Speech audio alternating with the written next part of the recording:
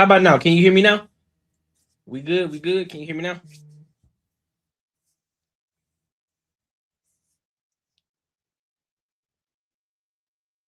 Let me know. Let me know.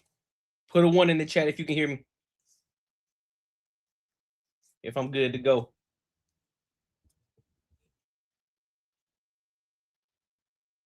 All right, we good? I bet. My bad.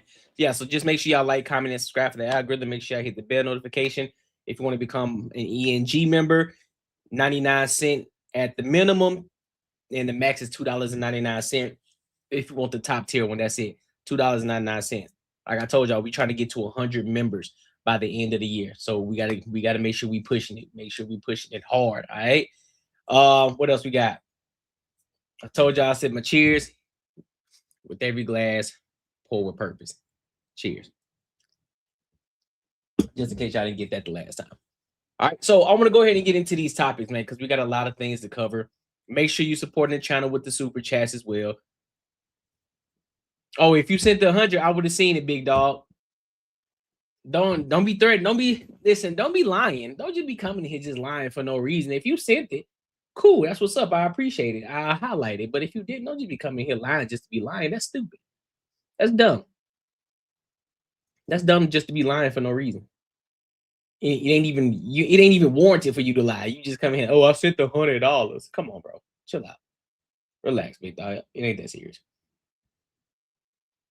All right, so let's go ahead and get into this first topic of today. So I know there's a lot of conversations about dating. There's a lot of conversations that men are going through with women. Now the studs, they're complaining. So we go dive into it, and then we go give our thoughts and our opinions. All right, so let's go ahead and rock out.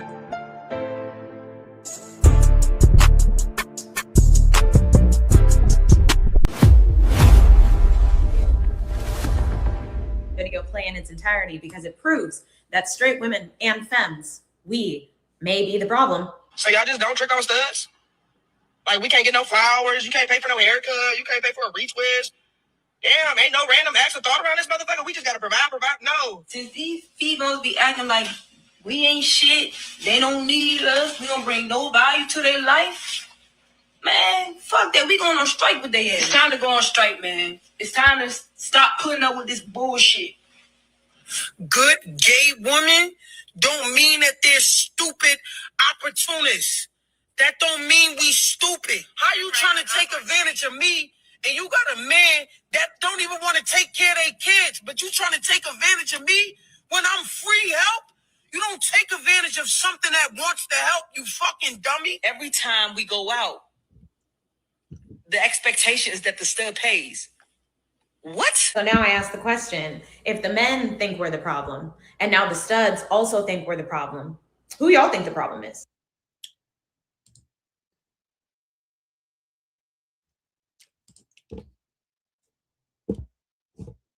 I mean, what do they want me to say? What more do we need to say? Now, that doesn't mean that all women are bad, right? So let me preface it that way. That does not mean all women are bad. But there needs to be a conversation. A conversation needs to be had. Here's why. I see. Now, again, I don't agree with the lifestyle. I don't agree with it on either side of the aisle, right? But one thing I don't see a lot of gay men complaining about their relationships with men. I don't see that. I don't see that at all. I do, but we do see a lot of studs complaining about the women that they are dating. And to add fuel to the fire, higher DV cases happen when it's a woman-to-woman relationship versus a man-to-man relationship.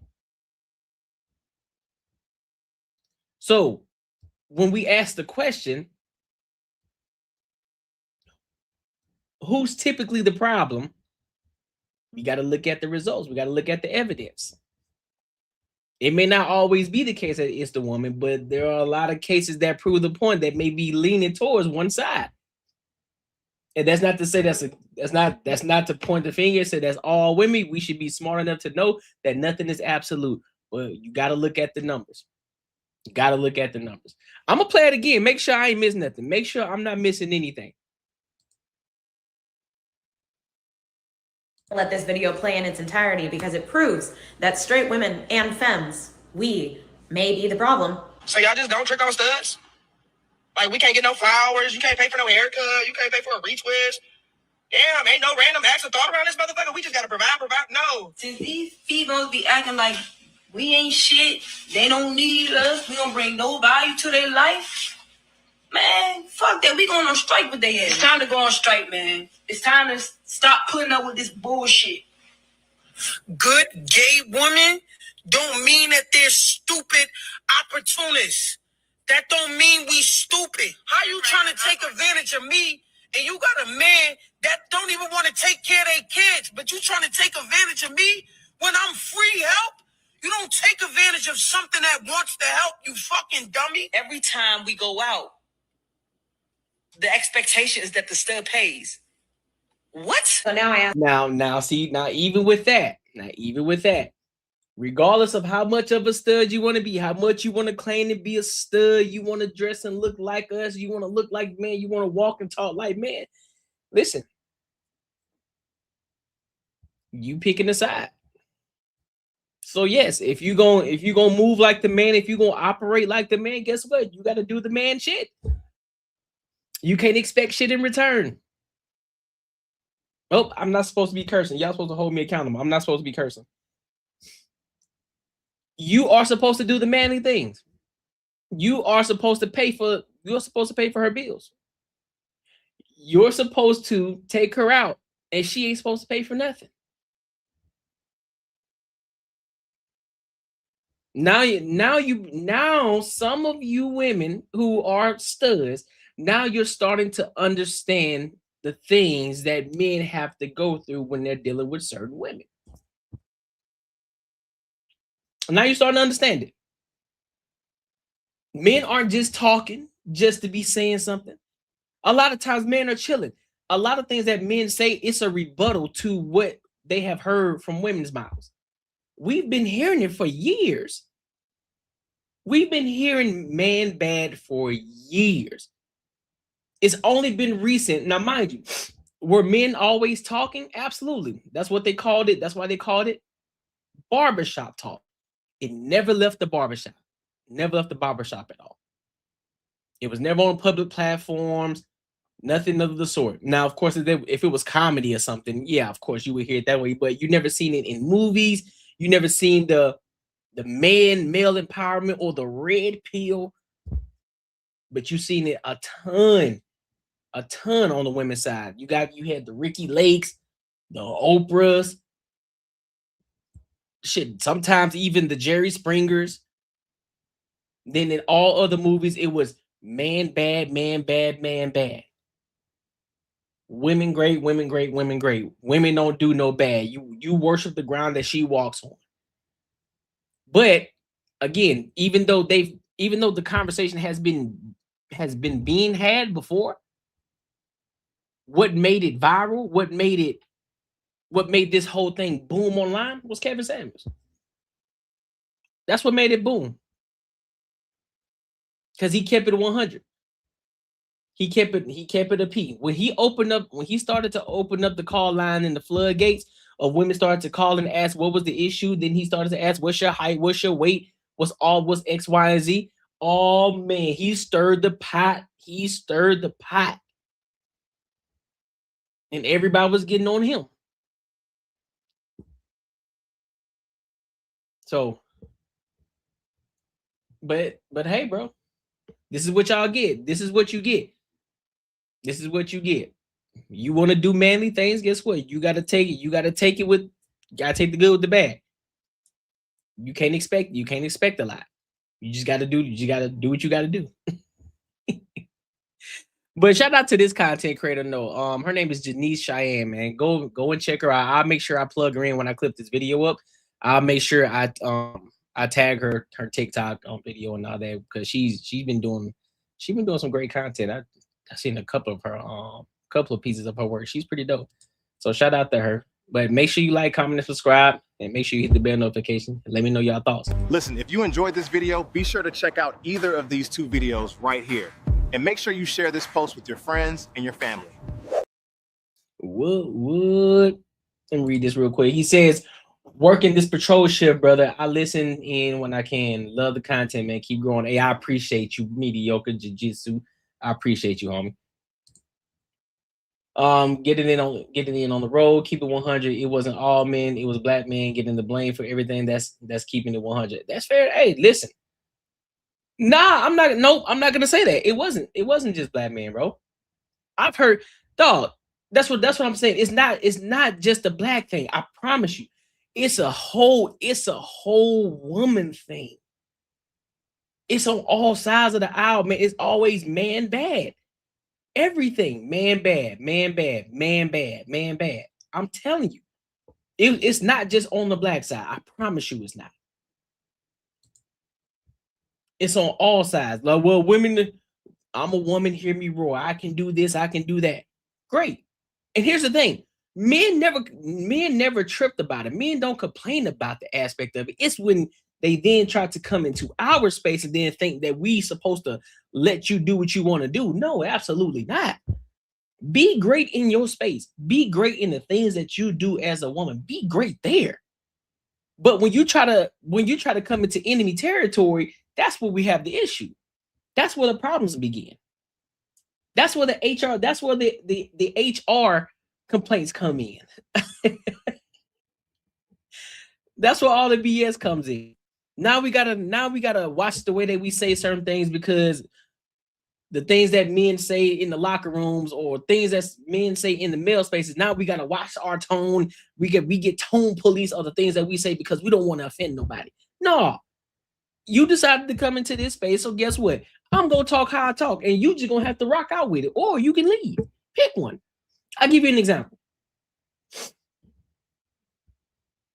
In the WNBA, Asia Wilson, right? Asia Wilson, phenomenal hooper in the WNBA. Would never take nothing from her. She's dope. She is dope. But where she crossed the lines when she said she can be the NBA player. I said, what? You can be the NBA player? Where? When? You couldn't even beat the player that's on the end of the bench. And that's when you start to walk in the enemy territory. Now we got to check you. Now it's like, nah, see, now you're doing too much. Now you see some success over here in the WNBA. Now you think that's going to translate or convert over to the NBA. It don't work like that, big dog. It don't work like that at all. At all. So where did the term "you don't need a father to raise a child" come from? To Sally Raphael, the Donnie Hughes, the Montel Show. No, listen. No. I think you're missing it, bro.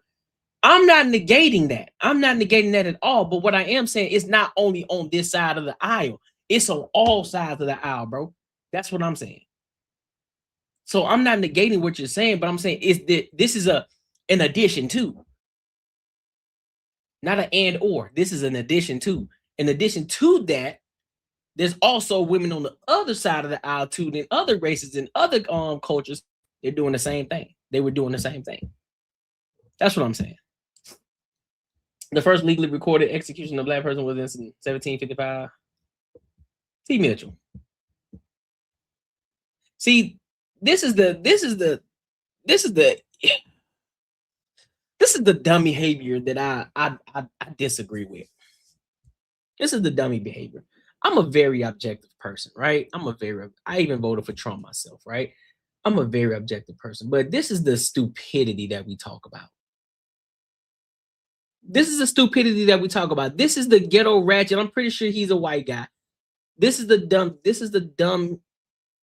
stupidity that we talk about, because it ain't just in the black community. You got idiots in all races, and he's one of them. This is why they're able to talk behind profile pictures. They don't even have one. That's dumb. Is it the monkey show? It ain't even, bro. Find some new material, bro. Find new material. Find some new material. Find something different. Find something clever to say. We start, bro. It's what time is it? It's 10:24. We barely started the show, and you already got some dummy in here already talking crazy behind a profile picture. Come on, man. Come on, bro. Come on, man. Be smart, dog. If you're gonna have some kind, if you're gonna be a troll better. Cause y'all are getting worse and worse at trolling, man. Do better, man. I'm about to start charging a tariff. I'm about to start making y'all pay a tariff in here. $5 fee when you say something dumb. It's a $5 super chat fee when you say something dumb. Stupid. Facts. That's what dummies do. That's a fact. Don't make no sense at all. Just saying, just to be saying, oh, I think this would be clever to say, oh, it's the monkey show. It don't even make sense. Stupid. All right. What do we got next? Ooh, do we want to touch on that one? You know what? I want to touch on this. It don't matter, bro. It don't matter if it's 0 people in here. It don't matter. It don't matter if I'm talking to myself. It's still dumb. That's the point. You think that hurts my feelings that I got 5 people here? It don't hurt my feelings. Guess what? People are in here, including yourself. So it don't matter. Whether it's 0 people here, whether it's 1,000 people, whether it's 2 people. It don't matter. What you said was dumb and it's stupid. If you're going to say what you say, put a profile picture up and stand behind it so people can see your face. How about you do that?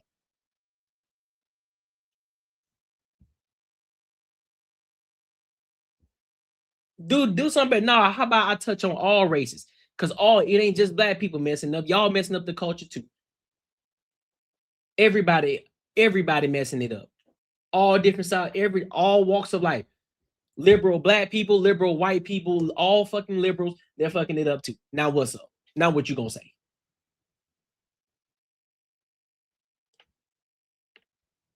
Including yourself, because you're being dumb, you're being an idiot. Instead of trying to have a conductive conversation and move it forward, you want to come in here and say some dumb shit. Make it make sense.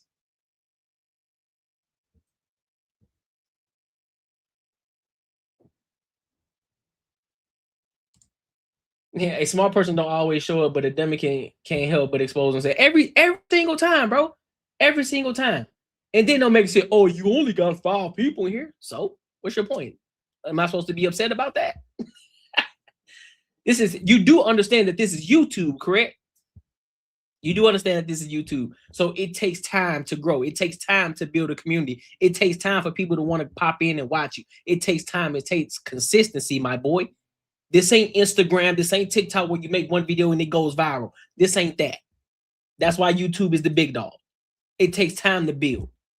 Maybe you don't understand that. Maybe you don't understand that. But anyway, next time, anyway, pay a tariff if you want me to. You're gonna have to pay a tariff. I'm not addressing you anymore, T Mitchell. If you want to be addressed, you're gonna have to pay a super chat. That's a tariff. So whatever. Let's get to it. Next topic. Let's get to the next topic. Ooh, do we want to go to this one? All right, now let's go to Missouri.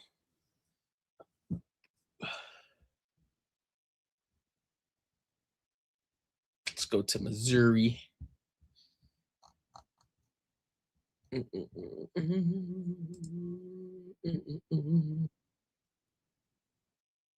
I hate when they do that.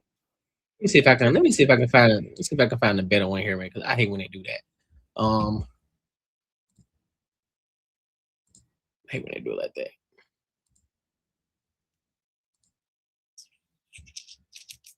Give me a second, y'all. I'm coming.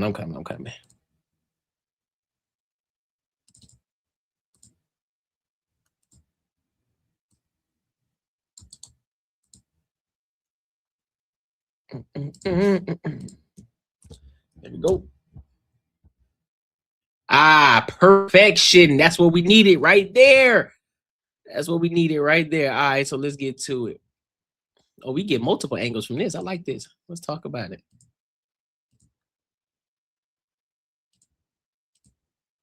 Save that. So we can get it from multiple different angles.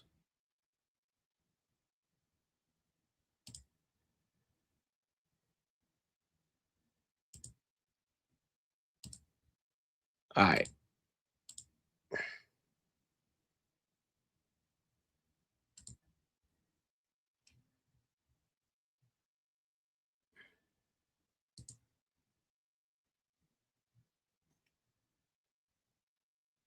All right, here we go. That's what we want to be.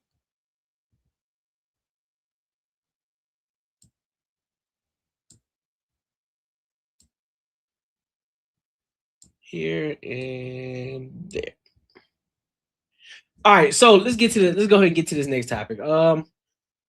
So a 10-year-old has been charged with murder after infant shooting death in St. Louis, Missouri. So we're going to get into this, and then we're going to give our thoughts, and then we're going to give our opinions. So let's go ahead and rock out.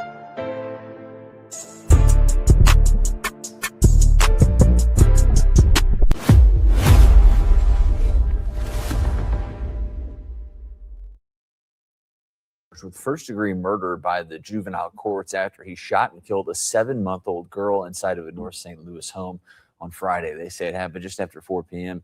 at a home on North Broadway in Baden. When officers got to the scene, they found 7-month-old Courtnee Parker had been shot. Once detectives learned that the 10-year-old was responsible, they took him into custody. They say, again, they are working with juvenile courts to determine the next steps. A 19-year-old man was arrested on gun charges. Tonight, we have new developments in the shooting that left a baby in North St. Louis dead. Hours ago, prosecutors charged a 10-year-old who they say pulled the trigger with murder. Police say a 19-year-old is also facing gun charges. The announcements came hours after police identified the 7-month-old baby. 5 New York Side's Reagan DeTrolio tells us outraged community advocates hope their calls for change don't fall on deaf ears.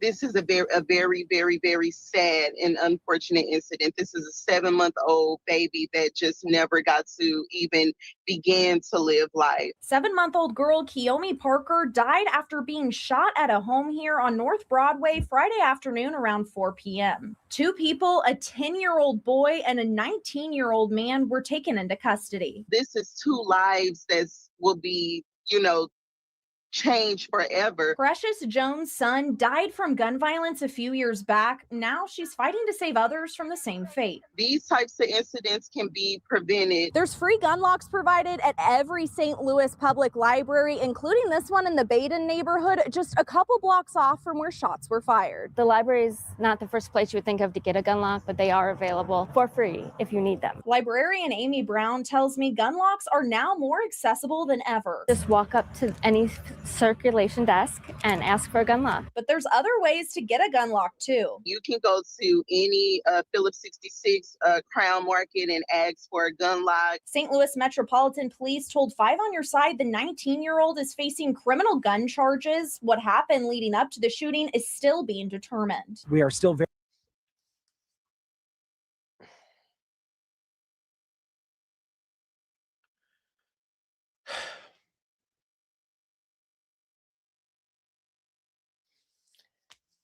What are we doing, bro? What are we doing? What are we doing, bro? A 19-year-old has a weapon. Somehow the 10-year-old gets the weapon and shoots a 7-month-old baby, bro. Where the parents at, man? Where the parents at? Where are the parents at? What are we doing? Why does a 19-year-old have a weapon? Let me see. What's the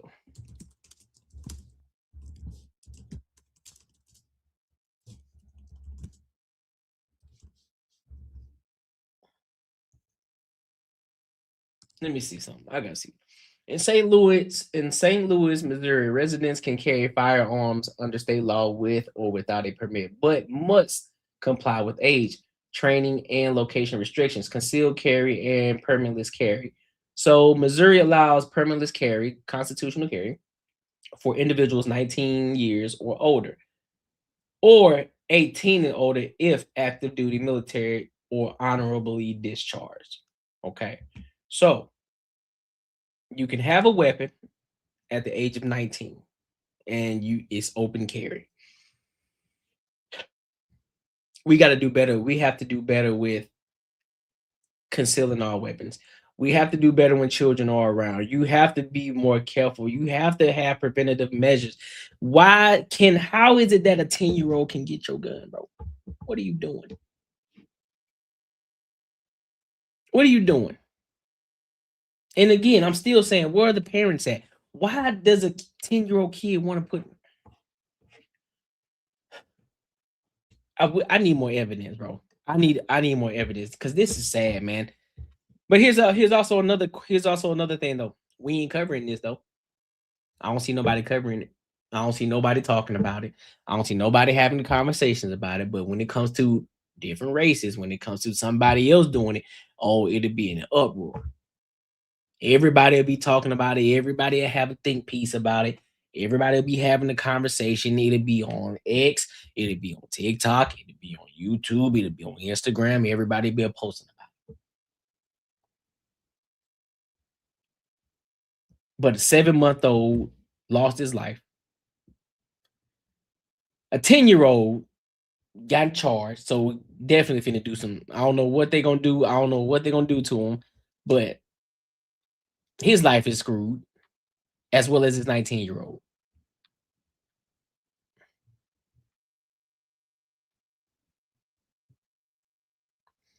This doesn't make sense to me at all, bro.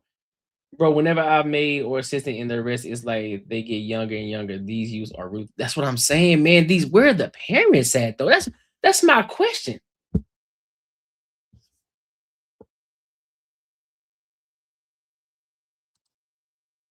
Nothing against you, bro. I'm new here, but it's not like you. It's not like a youth problem. It's a black culture.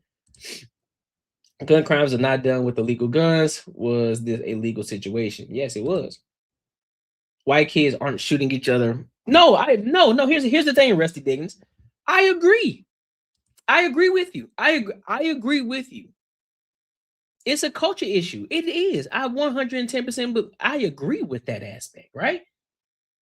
But what I need to understand, but it's individuals like me who don't celebrate that part of the culture, though. There are some great things that happen in the black culture, right? But what they celebrate is the degeneracy of the black culture, right? Those are the things the degenerate behavior is what gets highlighted. Not the great things that's happening in the black community, though. So for me, I'll give you an example. For me, as a black man, right? I'm holding accountable the degeneracy. We're talking about the degenerate behavior. It's like, hey, bro, we need to stop doing this. Like, what are we doing? Where are the parents at? Why aren't there 2-parent households? Why is it that a 19-year-old or a 10-year-old has access to a gun? How? Where's the parents at? What are the parents doing to the point that a 10-year-old even remotely close to a firearm? And then to let alone shoot a 7-month-year-old. What are we doing? Where are the parents at? What are they doing? So this is what I'm holding accountable. But again, you're going to have some individuals who are going to say, well, you cooning. No, I don't coon. I don't tap dance for nobody. I'll hold white people accountable just as much as I hold black people accountable. I'll hold Hispanics accountable just as much as I'll hold the black people accountable. I hold everybody accountable when they are doing wrong. That's the difference between me being just a black man. I hold everybody accountable. It's not just subject to one group of people at all.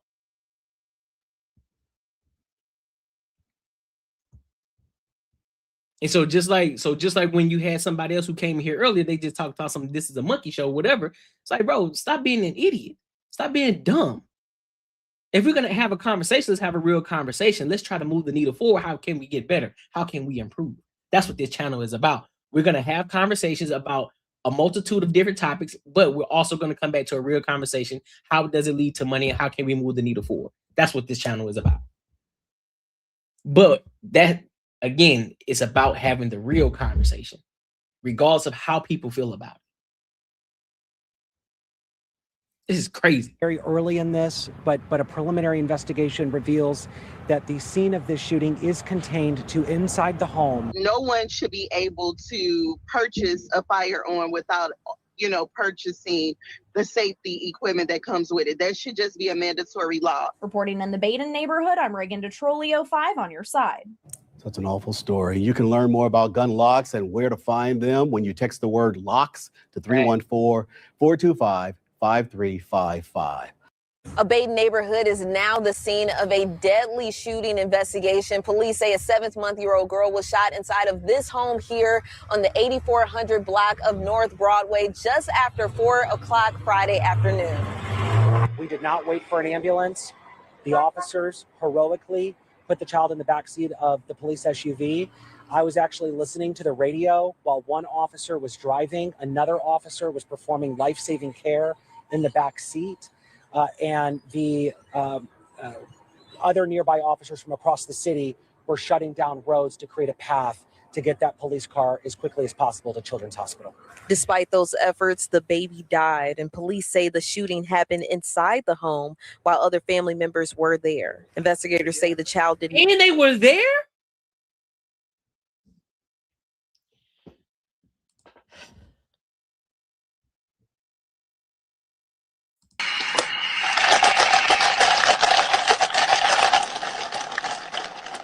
Come on now, dog.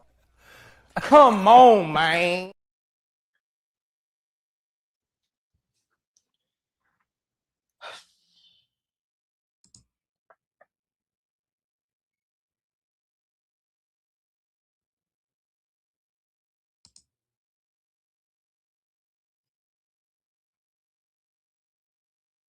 Not shoot herself. And this marks the 2nd juvenile killed by gunfire this week and the 4th juvenile shooting victim in St. Louis City this week. According to St. Louis police, there has now been 24 juvenile shooting victims so far this year, matching the year-to-date total at this point in 2025.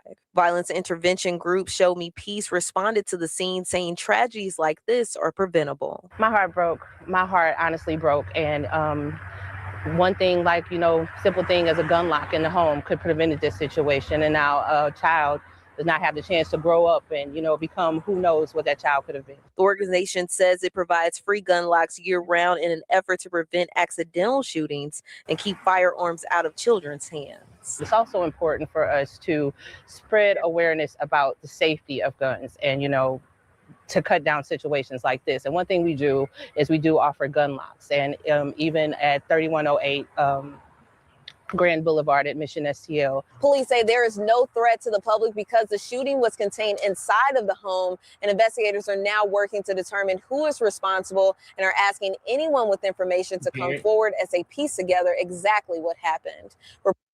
Man, I'm really just trying to understand it. How can a 10-year-old, right? How can a 10-year-old get a gun and then the 7-month-old get shot and killed? How does that look? Somebody being very irresponsible, man. That's so sad, bro. That is so sad. That is so sad. That's so sad, bro. Make sure y'all like, comment, and subscribe for the algorithm, and make sure y'all hit the bell notification. Listen, if you enjoyed this video, be sure to check out either of these 2 videos right here. And make sure you share this post with your friends and your family. Make sure y'all supporting the channel too, man. Show your love with a super chat. Make sure y'all running the numbers up for your boy. But I do appreciate y'all engaging in the comments as well. For those of y'all that are here, if you haven't yet, make sure you like the live as well, so we can get more people in here, and it's going to continue to keep pushing out my content as well. So with all of that, I appreciate you. I appreciate you. And also 99 cents for the membership, for the ENG membership as well. So make sure you tap into that.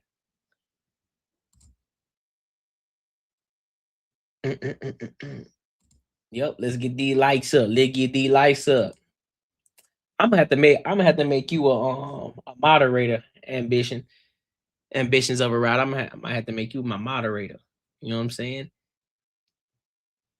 All right, so look, let's go to this next topic. A female mayor gets 90 days. 90 days after child rape conviction. What? Child rape conviction. And she only get 90 days. What? Yeah. Man, look at hell no. So we're gonna get into this video. We're gonna get more context, and then I'm gonna give my thoughts and my opinions. All right. So let's rock out. Remember this story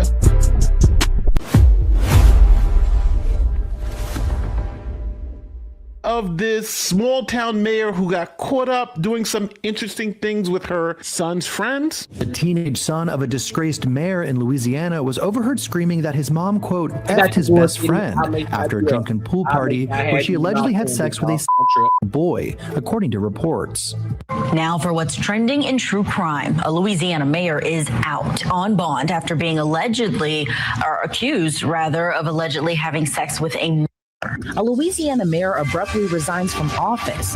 Then within days of her resignation, she's booked into jail, accused of raping a minor while she was in office. It's a very serious crime. And the mayor was so bold with it, she even had her friends lying about it. Roberts texted Clinton, quote, "I need you to deny it, please." Earlier in the day, Roberts' lifelong best friend, Jill Weaver, took the stand. She admitted to discussing keeping the alleged incident from police and texting her son, quote, "We lie till we die." So her sentence has just come down, and you're going to be shocked with how light this is. Shorty said... Here's a message from our sponsor, Rumble Wallet. Let me clear something up right off the top, because anytime people hear crypto, folks immediately think scam. Rumble Wallet is not a cryptocurrency. I'm not selling you some random coin like the Haktua coin. I'm not telling you this is some get-rich-quick investment. Rumble Wallet is a platform, a digital wallet that lets you buy, hold, and use crypto more easily. Crypto was created so people could actually own and control their money instead of always relying on banks and third parties to hold it for them. And Rumble Wallet makes getting started simple. You can choose Bitcoin, you can choose stable coins tied to the US dollar, or you can either card, bank account. Use Rumble Wallet to tip your favorite creator on Rumble. All right, for those of you who've never heard about this story before, here's some quick background. This is the mayor of DeRuyter, Louisiana, 42-year-old Misty Roberts. Now, Misty Roberts is the first woman to hold the position of mayor in DeRuyter, Louisiana. Now, here's where things turn left. See, the Louisiana State Police started getting some real interesting reports that the mayor, the sitting mayor of this town, was doing some interesting things with young children. Now, as state police were investigating, the mayor decided to just up and resign. Mayor Roberts wrote, "For nearly 15 years, my love and passion for DeRuyter has been my foundation while serving as mayor. This role has rewarded me with many great relationships. I am humbled to have witnessed the hard work that it took a community to come together and overcome through unprecedented times. However, I must adjust my focus and priorities." Now, the letter didn't provide a reason for the mayor's decision to resign. Now, some thought the resignation was related to the police investigation, but no one was sure. Council President Randy Larkin said the council is working to determine whether Clanton's leave is connected to allegations they have heard against her. And the city council was considering launching their own investigation as well. But just minutes ago, during a city meeting, they announced they will not launch one of their own and instead opt for LSP to handle the investigation. So far, the state police has yet to release any details regarding the potential case. We'll continue to track this story as we learn more. So the mayor's resigned. She thinks she's out of the woods, but the state police said, well, not so fast. We're going to charge you with a crime. The State Police Special Victims Unit interviewed 2 juveniles, including the alleged victim. Both confirmed Roberts had sex with the one. Bro, this is some wild shit, bro. Dog. Are you serious, man? But look, here we go. Here's another conversation. And you know what I talk about on the other side of the aisle, how they always talk about man bad, man bad. Look at this right here. Look at this right here. Look at this degenerate shit right here. This is sick, man. And then on top of that, to add fuel to the fire, Shorty said, hey, listen, don't be saying nothing. I need you to keep quiet and you keep this to the chest until you die. Sickening. Sickening.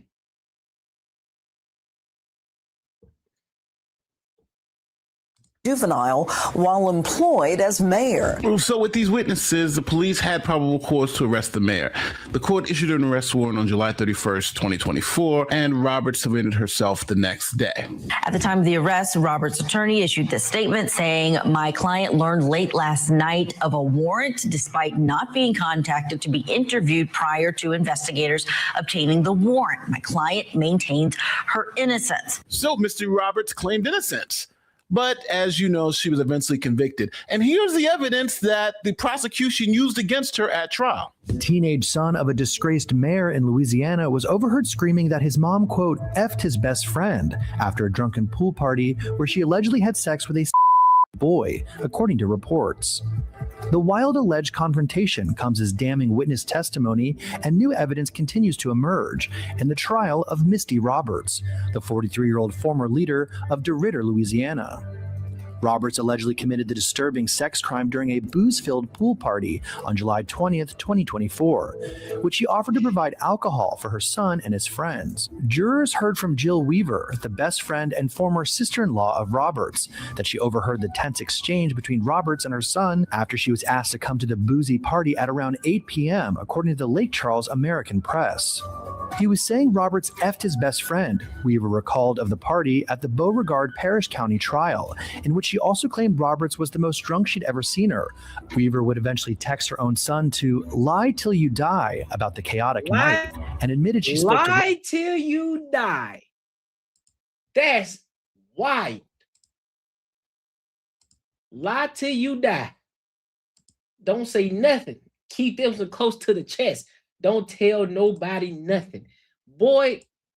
Roberts about how to keep the kids from reporting the alleged assault they witnessed to authorities. Roberts' son told investigators in an interview played for jurors that he saw his mom having sex with his pal through a crack in a window, but said later in court that he wasn't exactly sure what he saw that night, according to KPLC. So now you have all that evidence, all that witness testimony. You got a live victim, you have her son testifying against her, even her friend has some information, but we haven't even gotten to the test. Yeah, that's the thing. It's not uncommon. That's the thing. It's not uncommon, especially in the South. It's not uncommon at all. Because some of those parents, they're like, hey, listen, man, as long as you at the house, as long as you ain't going nowhere, you cool. You cool where you at. And they be underage, they be getting into it. There have been plenty of parties that I have gone to when I was at a PWI, when I was going to a private school. There were many times I went to parties where everybody there was underage and they was up there drinking beer like crazy and the parents were buying it. They was like, listen, as long as they're at the house, we're good. I don't care.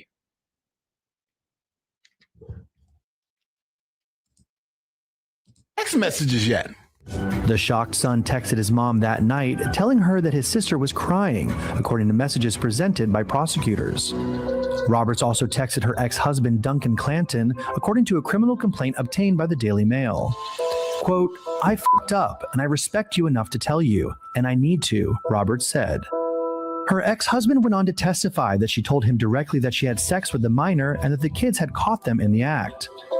Clanton's replies from their text exchange were omitted from the court papers, which also revealed that the teen victim's mother texted Roberts, asking the former mayor whether she could be pregnant. Roberts replied that she was on birth control, but that the romp, quote, didn't reach that point in those few minutes to have that concern. Roberts then shared a screenshot of the exchange in a group chat with her friends, who urged her to take Plan B, an over-the-counter morning after pill. A DoorDash driver testified that he accepted a request from Misty C to purchase the emergency contraceptive and leave it at her front door. All right, so I'm just going to ask you guys, the evidence in this case, to me, seems overwhelming. It seems like they got her. The text messages alone bury her. And on top of that, you got her. But here's my thing, though. With the kind of visibility that you have, do you think that, let me ask y'all a question. Do y'all believe that people who have this type of visibility or have this sort of power in that sense, do y'all believe that they think that they have enough power where they can't be touched? Where they can do what they want to do without consequence? Or do y'all believe that they don't care? Or do y'all believe that they think that, well, I'm just having fun, ain't nobody gonna catch me anyway? Or could it just be the, what's the word that I'm looking for? The thrill. The thrill of, ooh, I could possibly get caught, so that turns me on, so I'm gonna do something. But if I do get caught, I don't know how to come up out of this situation. What do y'all think? What up, streets? You think the alcohol was way more a factor? You think so? With the teenager? With the teenager though? Let's be real. Let's be real. You know right out the gate. You buying alcohol for underage children. Underage. And you mean to tell me that that's the factor? I'm not buying that. I'm not buying that. I'm not buying that.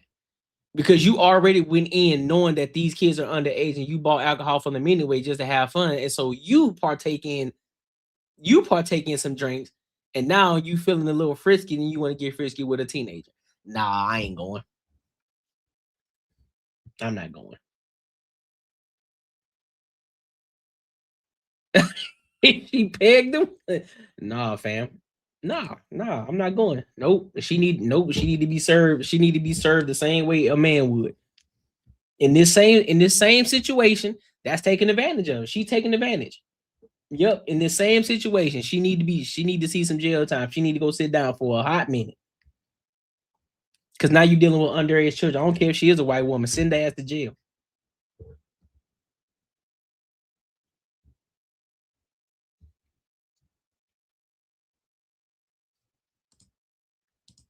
Send her. Yes, they think they have enough political capital to steamroll any accuser. The thrill plays a part too, I believe. But yeah, and that's what, and also where she messed up at, she told her ex. And the ex testified, said, yep, she told me that. So she played herself. She should have kept that one to the chest. Son testifying, the other victim testifying. Like, you got it all. So I don't know why Misty Roberts didn't take a plea, but she went to trial and she was found guilty pretty quickly. Well, breaking news tonight. The jury just found former DeRidder Mayor Misty Roberts guilty on 2 charges. The jury deliberated for around an hour before finding Roberts guilty of indecent behavior with a juvenile and carnal knowledge of a juvenile. After that verdict was read, emotions came out of the courtroom. The victim's mother began crying. She was asked to leave. And then Misty Roberts began sobbing. Ultimately, also, lawyers, after that happened, lawyers began discussing what was going to happen with her sentencing. Now, okay, Misty Roberts went down. Now, on the other side of the aisle, speaking from a man's perspective, if you are who they're claiming the victim is, because I mean, yes, lawfully, yes, he is lawfully and morally, he is the victim, right? When we take our own personal views out of it, right? Yes, lawfully and morally, he is the victim. However, the person in me, I'm like, fam, you got a chance to bust down the mayor as a teenager? Hey, dog, not only am I keeping this to the chest, I'm not telling nobody. Do you understand? Listen. We're gonna have a real conversation. Let's have a real conversation. So we didn't got the legal stuff out the way. Send her to jail. You know, she knows she wrong. She shouldn't have did it. She got the consequences that she deserved, right? Now on the other side of the aisle, you know, the street mentality. And mind you, when I say street, I'm not talking about ghetto mentality, right? I'm not talking about hood mentality. I'm talking about just being a man, the way that we think, you know, being that I was once 17 years old, I was once 15 years old when we saw that, you know, that mother next door, that fine mom's like, ooh, we were some horn dogs, right? And so the fact that you got a mayor, and mind you, the mayor, she not ugly. So the fact that you got an opportunity to bust down the mayor, Boy, I'm not, man, listen, I don't know what's wrong with y'all new kids today. I'm not telling a soul. Do you know what I'm trying? I'm trying to milk that. I'm trying to milk that situation. Nigga, I got the mayor. That means I got the mayor. I'm busting down the mayor. That means I can ask her for anything. I got her wrapped around my finger. I could be asking her for anything. Listen, I need you to throw me a monthly allowance of X, Y, and Z on a consistent basis. I need that. What job? Do you understand the amount of doors I could possibly get in with this mayor? Y'all be, man, I don't know what's, and look, mind you, it's always the white kids. They don't understand it. They don't understand it, man. They don't understand the level of visibility. Man, boy, the level of leverage I would have. Hey, it's blackmail, but what you gonna do? I'm 17. I'm busting her down. I'm 17 years old. If I'm busting you down first, I'm keeping it to the chest. I'm holding that to the chest, big dog. I'm holding that to the chest. I'm not telling nothing. But here's the thing. I'm not going to blackmail her, though. I wouldn't blackmail her. I'll just say, listen, you having a good time. I'm having a good time. I love to keep this going. Now, I'll never tell nobody, so you ain't got to worry about me because I don't pillow talk. I would love it, if you were able to, shoot me an allowance on a monthly basis. I'm not asking every 2 weeks, but you shoot me a little bread here and there, just to help me out a little bit because I got this situation going on. I'm really not trying to go work at the grocery store and push carts and baskets. I really don't want to do that.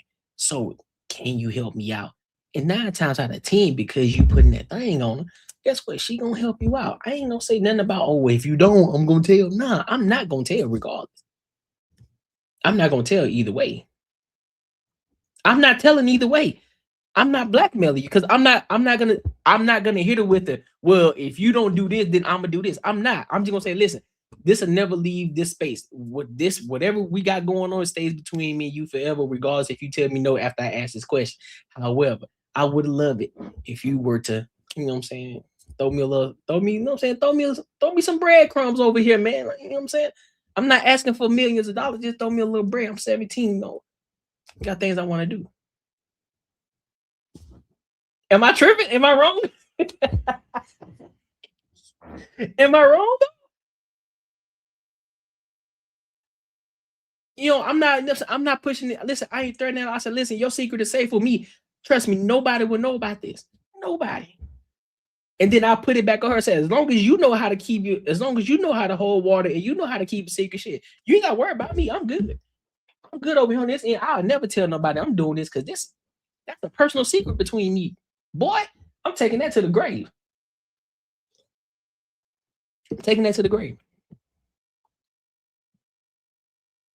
Do you know the amount of businesses that I'm about to start opening up? The amount of contracts that I'm going to get before other people, the amount of contracts that I'm going to get using the mayor. Like, hey, mayor, listen. I got this situation. I got this contract that I'm trying to get. You know what I'm saying? It's going to be a legit business. No, it's going to be legit business. But, there's some, again, this is where the leverage comes in. You've been putting that thing on her. So, of course, she already going to have dreamy eyes for you. So, damn near everything you ask for, she going to say yes to. So, you take advantage of it. It's like, all right, shit. Well, look, I got this contract. You know what I'm saying? I've been focusing on this business. Then I'm really focused on trying to build this thing over here, but I'm having issues. I'm having obstacles that I got to overcome. And this is the one thing that's holding me back. I really need to get this contract. Is there any kind of way or anybody that you can push me toward or point me to that can get me over this hump? Do you have certain contacts? Man, you crazy, man. I'm taking full advantage of that opportunity. I don't know what they talking about. Me getting money. No, it ain't. Me getting money out of it is not wrong. Absolutely. She already doing wrong. So I might as well take advantage of the opportunity that I have at hand. Why not? So you telling me, man, you crazy. I'm getting all the opportunity up out of her. I'm using that as leverage. I got an appointment, but George. Hey, I appreciate you, Rusty. Appreciate you for popping in, big dog. I hope you subscribe too. See, yeah, it's going to be cutting grass at all city property. Man, who you telling? Like, man, how he getting all these contracts? Hey, man.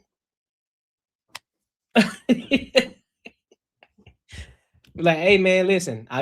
Listen. You know the same BS that a lot of them be telling them. Listen, man, just hard work, man. Hard work, bro. Just never giving up and believing in yourself. You know the vague answer. They ain't really give you no substance. They just say, hey, man, just work hard, bro, and just be consistent. What? That's it?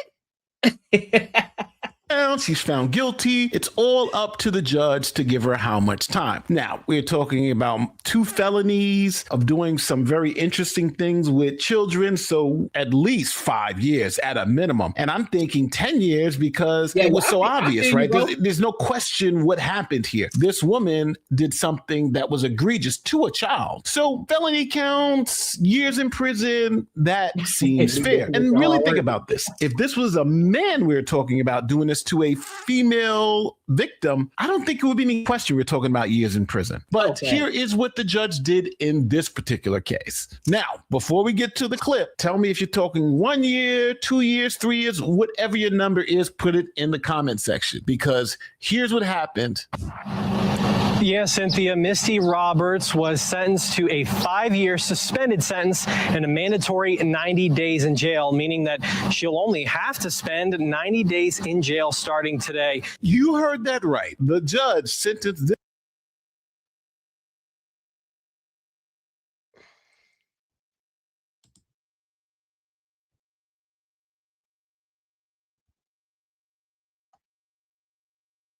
Come on now, dog. Come on, man. Bro, she got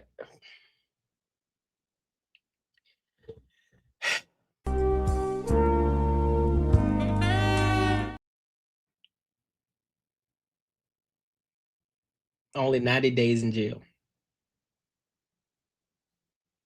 And guess what? In the type of spot she gonna be in too, it's gonna be a cakewalk for her. A cakewalk. It's gonna be like going on vacation for her for them 90 days.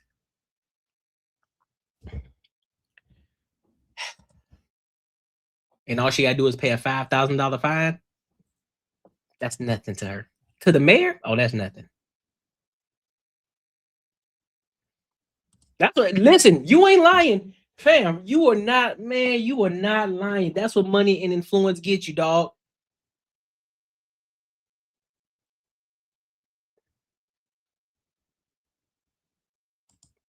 But look, hey, listen. This is why we gotta get this money. This is why we gotta get this money, bro. Because I think Anton said it best. Don't do no crimes if you ain't got no money. Don't do crimes if you don't have no money. For real.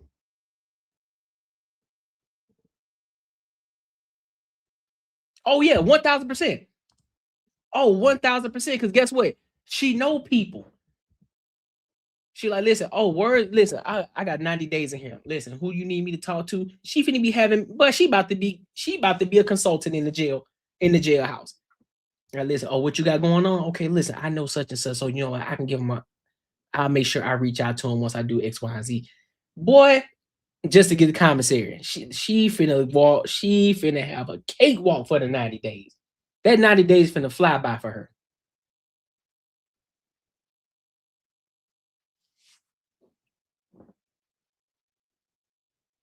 Oh, they finna, oh man. Oh my God.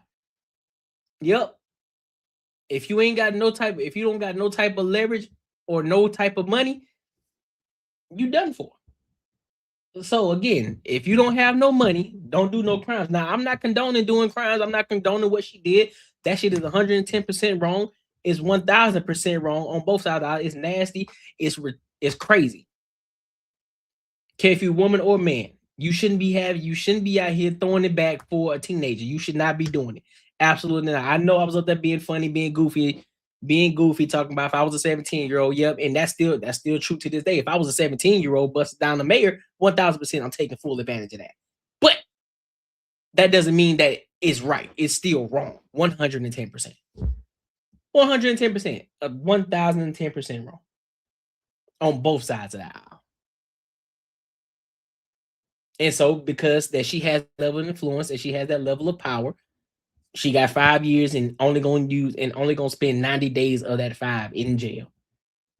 Wow. And no, it ain't, and no, it's not a white thing, it's a power thing.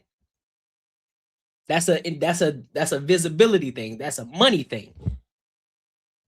Because if you got money, whether you black, orange, yellow, or green, if you got money, you got that kind of influence and power, you can do the same thing in most cases. Exactly. It's wrong, but it's also a reality in the justice system. That's a fact. That's a fact. My dog, what's up with you? Facts. This woman who did this thing to a child and was concerned that she may even be pregnant, 90 days for this particular criminal sexual act. Now, we just heard in from the particular criminal. Yeah, she cute too.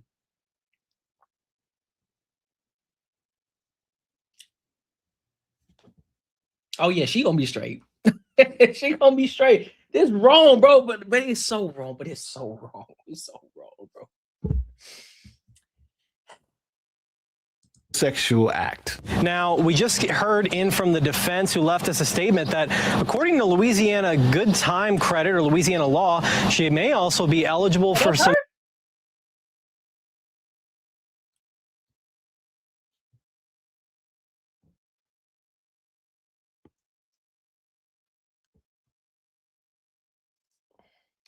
She gonna fall right back on her feet. Sad to say. She's still gonna listen. There's gonna be no harm, no foul in this situation.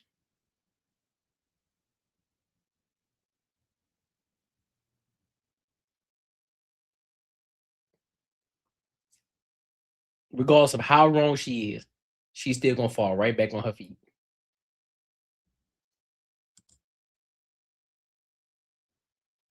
Misty was a problem 15 years ago. 1000%. I'm pretty sure Misty done some egregious things. Yep. She gonna fall right back on her feet, dog. Sort of good time credit. Good time credit. So she may not even have to do the 90 days. This is insane. Matter of fact, here are some members of that community saying, what the heck happened here? Slap on the wrist for a child predator, because at the end of the day, that is exactly what it is. That was 100% the first word that came to mind, is that we were just discussing. Yep, she is a criminal, 1000%.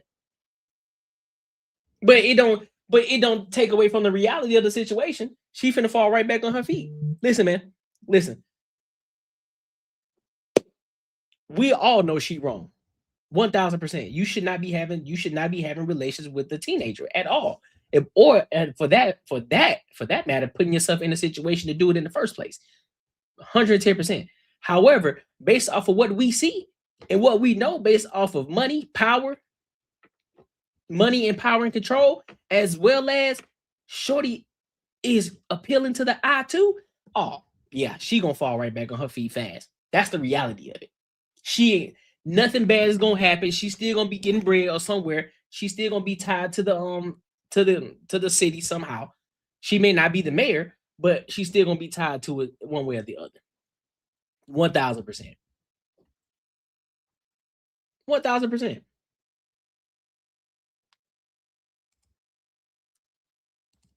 If she don't land on her feet, she will at least land on her knees for sure. Next thing you know, you're gonna see it with the OnlyFans.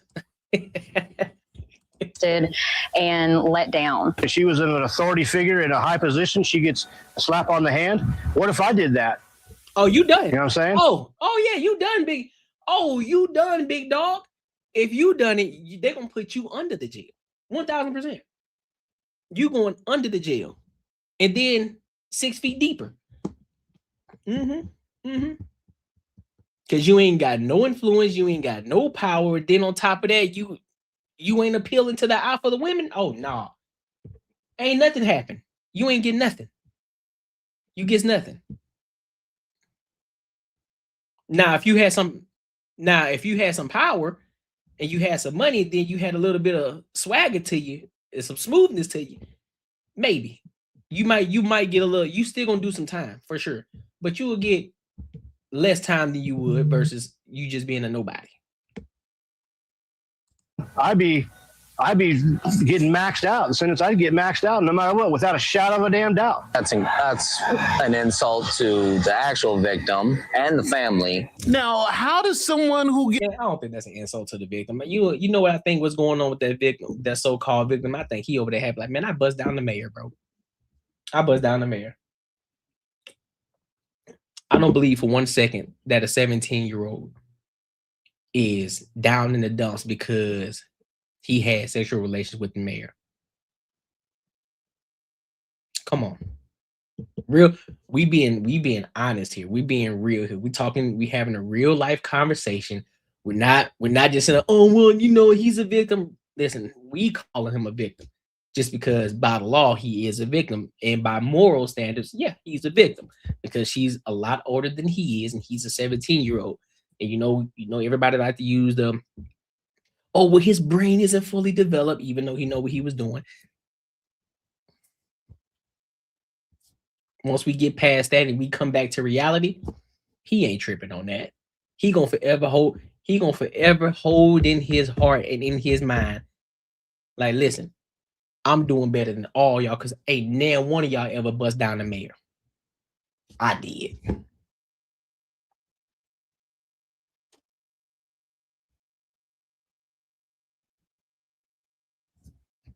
You feel me? More upset the fact that now all this stuff is on the news. She got caught up, he got caught up, and now his face is a little bit more visible. Well, not his face, but her face is. Now he probably potentially messed up an opportunity. Who knows? But I don't believe for 1 second that he tripping about it. That he tripping about the fact that she busted open for him. I don't believe it. Gets convicted of this, get 90 days in jail. I just don't know. But here's what she said to the judge that convinced him that, hey, 90 days in jail may be more than enough. I had it all and chose myself over everyone else. I'm sorry for the embarrassment I've caused my family. She also said her actions after the incident were driven by fear of losing her children. This was such a shocking sentence. Look at her. She gonna fall right on her feet, bro. Even the local DA was like, I don't know what's going on. Don't blame me.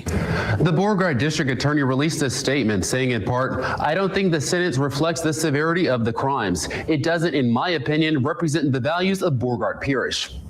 Roberts' attorney also released a statement saying in part, the judge gave the case a thorough review and that Roberts was, quote, sincere, strong, and apologetic in her address to the court. Roberts, the first female mayor of DeRidder, is spending tonight in jail. Her attorneys say they plan to appeal the conviction. We will keep you updated as that process moves forward. I don't know what she's appealing because you're appealing a 90-day sentence and essentially you're free for the rest. Bro, look.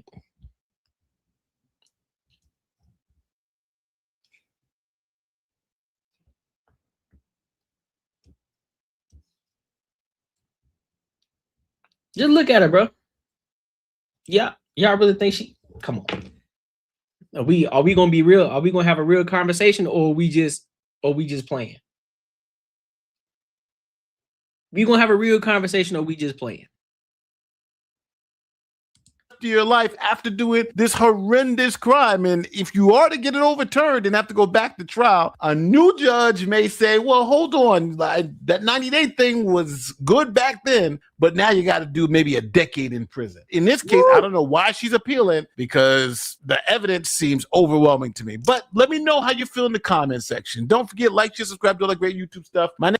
That's correct, man. That's wild, man. That's some wild stuff right there, dog. Shout out to Nate the lawyer as well for giving us that information as well. Shout out to him. But let me know what y'all think in the comments, man. Make sure you like, comment, and subscribe. Listen, if you enjoyed this video, be sure to check out either of these two videos right here. And make sure you share this post with your friends and your family. It's crazy. It's crazy. Where we at? Speaking of jail time, Speaking of the jail, oh, let me read this real quick. If you're looking for, oh no, I ain't worried about that. Okay, he's more say he got to call you up. Facts. All right, so let's keep this train rolling. Let's go to this next topic. Speaking of jail, Zaire Wade, who is Dwyane Wade's oldest son, was arrested for domestic violence. So, don't know why, but I guess we're gonna get the information, and then we're gonna give our thoughts and our opinions. All right. So make sure you like, comment, and subscribe for the algorithm. Make sure you hit the bell notification. Make sure you support the channel with a super chat. All right. So let's go ahead and get into it.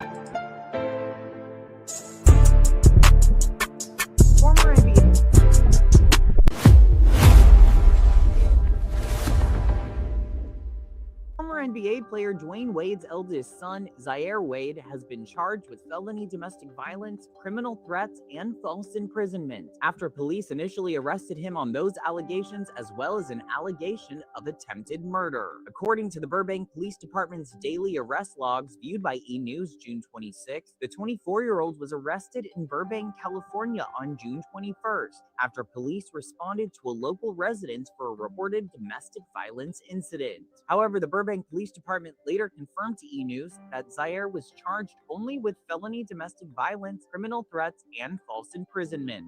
Police also said an emergency protective order, or EPO, was obtained. After being booked, Zaire posted $50,000 bail and was released later that day. Burbank police said no plea has been entered at this time and that detectives will present the case to the Los Angeles County District Attorney's Office for filing consideration. E! News has reached out to reps for Zaire Wade's family for comment, but has not yet heard back.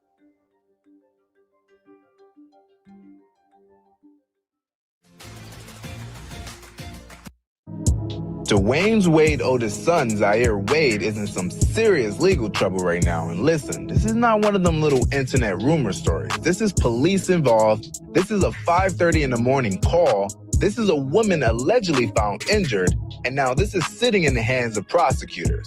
According to reports, Zaire Wade, 24 years old, was arrested Sunday, June 21st, after police were called to a home in Burbank, California, over a domestic violence situation.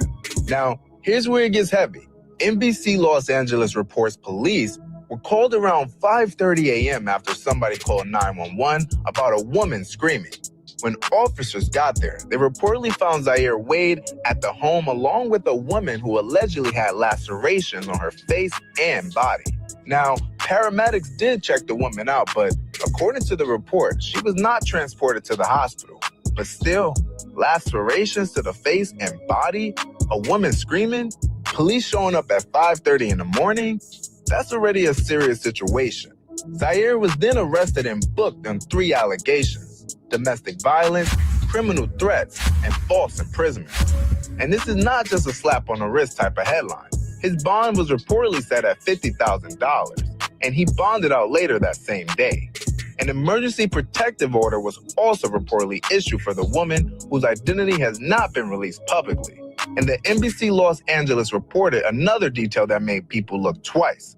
A handgun was allegedly recovered from the home after the arrest. Now, to be clear, Zaire has not been convicted of anything. These are allegations and the case is still developing.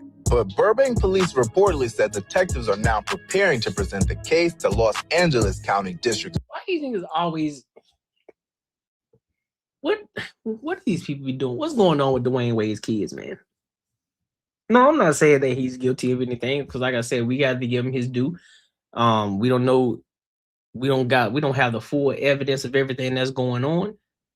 You know, they always got to make it a little spicy. Oh, there was a handgun found. Okay, and your point is what? Just because a handgun was there, a lot of people have handguns. A lot of people have handguns to protect their home. They have it in the house, so that don't make it any spicier. But does it look like it was used? Nobody got shot. They didn't hear any gun sounds. They didn't hear any gunshots or anything like that. So I don't even know why that's it. I don't even know why that's a thing. But what's going on with his kids though, man? You got one who's sassier than ever. And then now you got your oldest out here involved in the DV case. And again, he hasn't been convicted of anything, but what's going on, bro? What is going on? The attorney's office. That means the DA will decide whether official charges move forward. And this is going viral because Zaire is not just any 24-year-old. This is Dwyane Wade's eldest son. This is somebody who grew up around one of the most respected NBA families. He did it! Dwyane Wade with the steal and the game winner! Can you believe that? This is somebody who had his own basketball career, including time overseas with the Cape Town Tigers.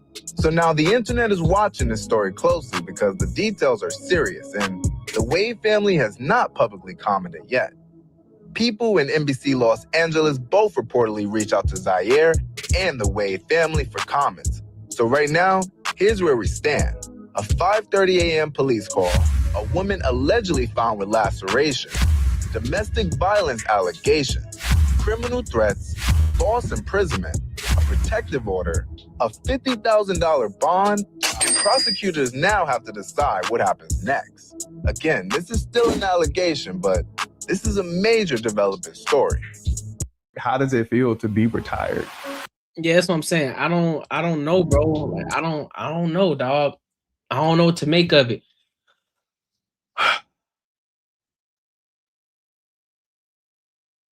Yeah, that's what I'm saying. I hope he didn't point the gun at her either. I hope that's not the case. I want to know what happened.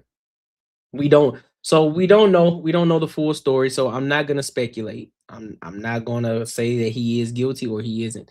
All I'm gonna say is we just have to wait for more evidence to come out in order for us to know what actually happened. Because again, it's hard to just take one person's side. I'm not gonna do that because we don't have all the evidence and what happened. So can't do that. But gotta do better, man. Stop putting yourselves. A lot of times, y'all just be putting yourselves in these positions, dog. I don't know how. At 5:30 in the morning, what we y'all doing? At 5:30 in the morning, what y'all arguing about? It better not be because you was talking to another chick. That better not be it.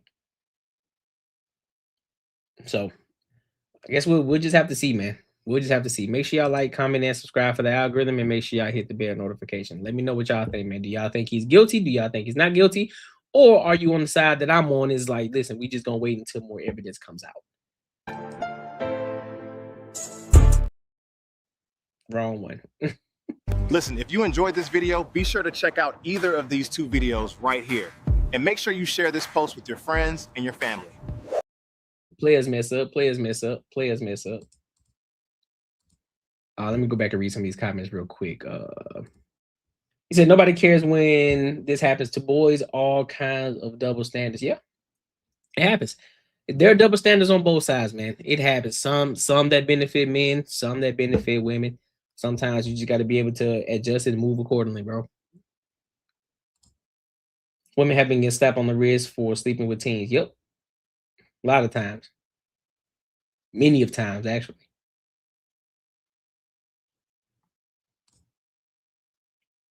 Yep, it is a serious charge.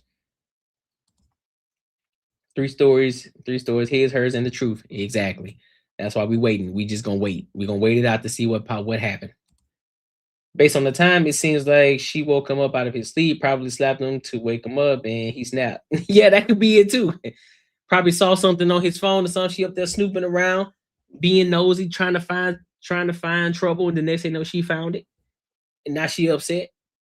That can definitely be a thing. For sure. Can definitely be a thing for sure.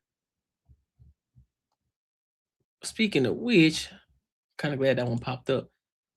Where we at? Oh, yeah. Let's go to this one first before we go to that one. So Kanye West's daughter.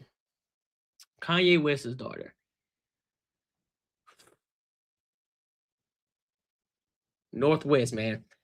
She was out in the streets and with face piercings. 13-year-old.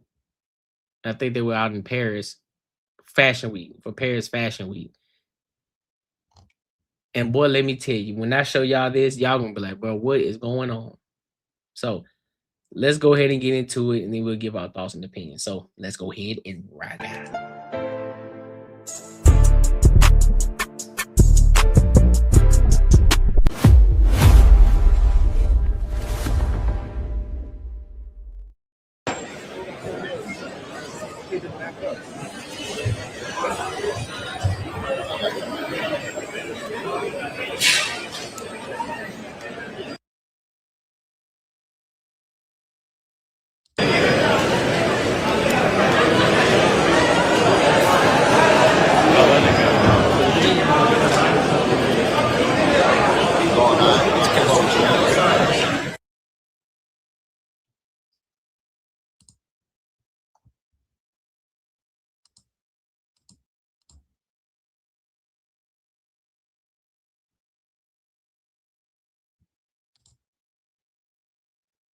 That better not be real. That better not be real. Hey, everybody. I just got off the phone with Kim. I told her to stop antagonizing me with this TikTok thing. I said it's never again. I am her father. I know y'all don't respect fathers and the idea of family, and media tries to promote something. I said I am not allowing my daughter to be used by TikTok, to be used by Disney. I have a say-so. And then when people say, oh, they're going to use this for you in court, I didn't have a say-so on whether or not they went to Sierra Canyon. Most men do not, there's no such thing as 50-50 custody with in society today. That's not even, it always leans towards the mom. But right now, and I'm happy that you guys got to see just a small piece of what I dealt with. You understand what I'm saying? So let me ask y'all a question. Let me ask y'all a question. Who's responsible? Who's responsible here? Whether those piercings are real or not, who's responsible? Who do y'all think is the culprit? Right? Because we all know 50-50 custody ain't 50-50 custody. That means typically when it leans more towards the mom, that means the mom pretty much has the kids more often, not more often, often. That means Monday, typically, I think every other weekend, typically, right? So that's typically what the 50-50 custody is. Every other weekend is probably when the child goes with the father. Every other weekend. And then sometimes when they got some things going on the day that the father has supposed to have the kids, they end up doing something else and they end up not spending time with the dad again. So now that's only one weekend out the month. Sometimes things like that happen. So with that being said, who do y'all think is the issue?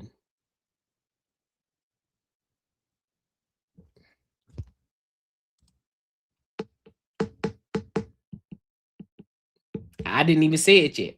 Bull City already put it out there for y'all. I blame Kim. I blame the grandmother. And I blame any other entity that's around them that's giving them this type of influence.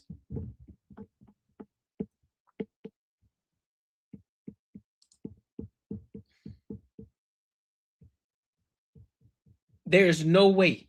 There's absolutely no way in my heart of hearts, in my soul, in my spirit that I'm finna allow my 13-year-old daughter to walk around like this. I don't care if it is Fashion Week. Now I get it. Some people gonna say, well, you ain't making that kind of money, so you can't say how you can't tell them to raise their kids. Listen, bro, a kid is a kid at the end of the day, regardless of how much money you make. I would want my kid to remain a kid as long as I possibly can. You 13, you ain't a grown-up dog. You 13, you still a kid. You just barely graduated from playing with dolls. No. Absolutely not. Spikes around your neck, blue hair. Man, if you don't get out of my face with that, I don't care what nobody says.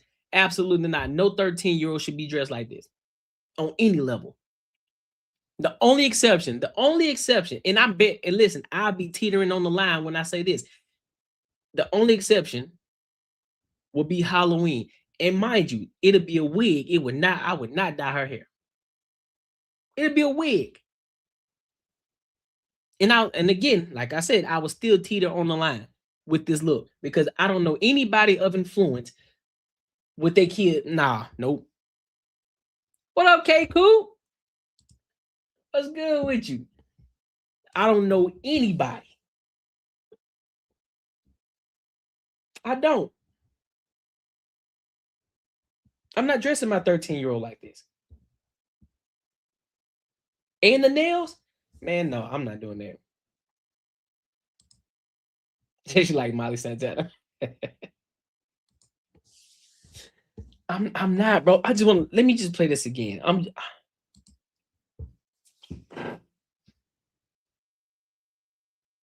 That's what I'm trying to. Hey everybody, I just got off the phone with Kim. I told her to stop antagonizing me with this TikTok thing. I said it's never again. I am her father. I know y'all don't respect fathers and the idea of family, and media tries to promote something. I said I'm not allowing my daughter to be used by TikTok, to be used by Disney. I have a say-so. And then when people say, oh, they're going to use this for you in court, I didn't have a say-so on whether or not they went to Sierra Canyon. Most men do not, there's no such thing as 50-50 custody with in society today. That's not even, it always leans towards the mom. But right now, and I'm happy that you guys got to see just a small piece of what I dealt with. You understand what I'm saying? I'm not. I ain't going, bro. I ain't going. They are.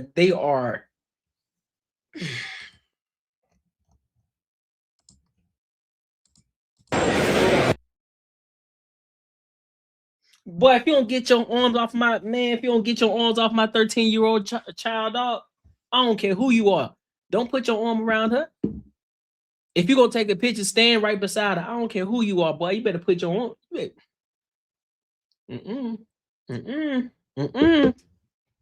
Nope.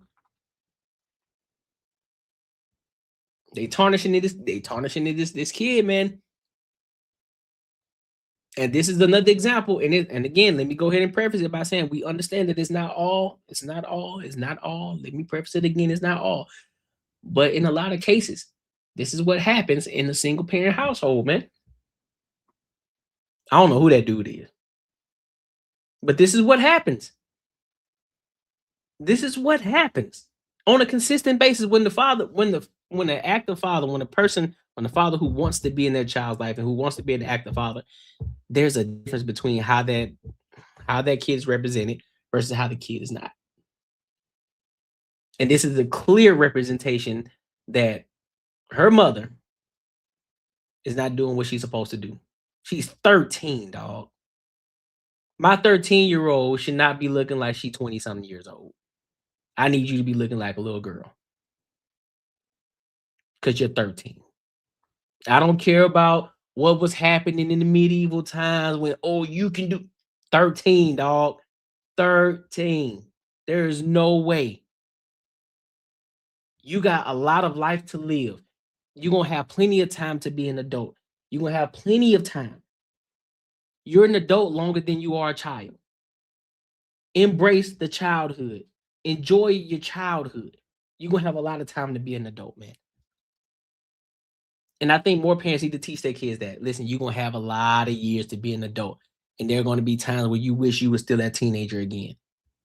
Where you wish you were still a kid, where you didn't have no care in the world. You didn't have to worry about bills. You didn't have to worry about anything else.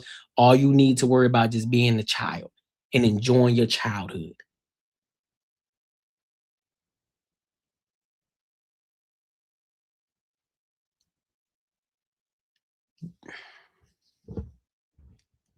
I don't like this at all. I don't. Not even a little bit. I don't care. I don't care how much money their parents make. I don't care what level of visibility that they have. I don't care. This is almost like exploitation. This is this close to being exploitation of your child. That close. And I'm even close enough to sit here and say that it is.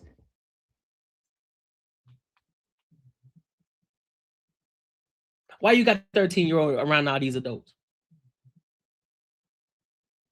Fashion week? No. And if you gonna listen, and if we're gonna go to fashion week, you ain't finna wear that. And best believe you're gonna be with me and you're gonna be with your mother the entire time. Not happening. This is crazy, bro. I don't like it at all. I don't like it at all, man. But hey, make sure y'all like, comment, and subscribe for the algorithm. And make sure you hit the bell notification. And just let me know what y'all think in the comments, bro. Because I don't like it. I don't. Listen, if you enjoyed this video, be sure to check out either of these two videos right here. And make sure you share this post with your friends and your family. Facts. Let me read some of these comments real quick. Yeah, K-Coop. I don't know who that is. I don't. I have no clue. What's good with it? Firestarter 078. What's popping with you? 31 in the stream. Let's go get those likes up. That's what I'm saying. Get those likes up. I will never let my daughter dress that way, not even if she's 21. You feel me? You feel me? Listen, if you still on my insurance, I still got control. If you still on my insurance, I still got control. I don't care about you being able to drink at the age of 21. You still under my insurance. No, you're not finna wear that out. I don't care how much you cry. Listen, you're 21. I don't care what nobody say, you still a kid. You ain't grown yet. Take that shit off. Her mother is failing her. This child doesn't understand the world playing an adult. That's what I'm saying. They don't. She ain't even tipped the iceberg yet.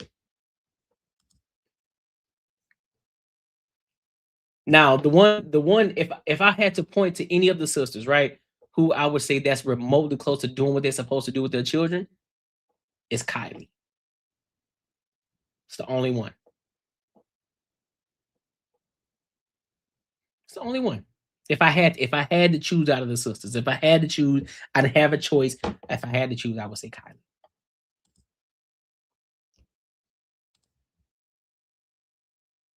Facts. Is that a Spike Dog collar? Yep, it is. Courtney in March 2015, I was coming back home to LA and Kim. Word? See? Need to stop treating these kids like adults and they think they have adult rights. That's a fact. Kobe's girls would never. Man, who you telling? They would never. They would never. That's a great representation of an athlete, of a mega star. And the daughters are well behaved. They behind the scenes. They kicking it. They ain't doing too much. They ain't out here in the camera that way. They don't have a ton of visibility. They just doing what they're supposed to do, taking care of moms, making sure moms are straight.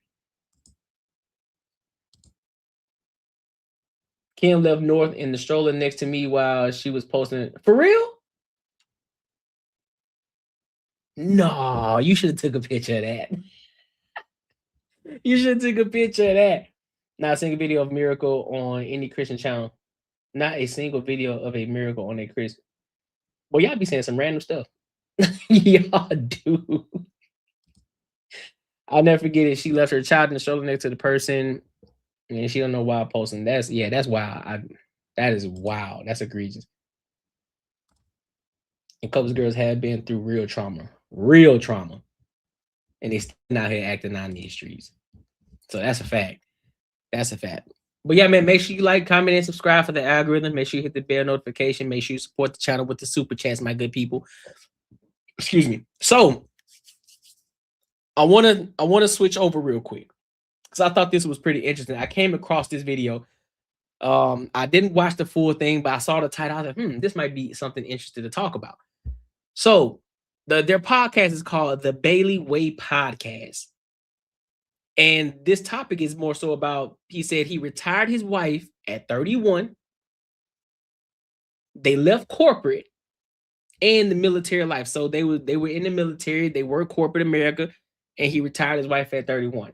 All right. So I thought this was pretty interesting. I want to see what they're talking about.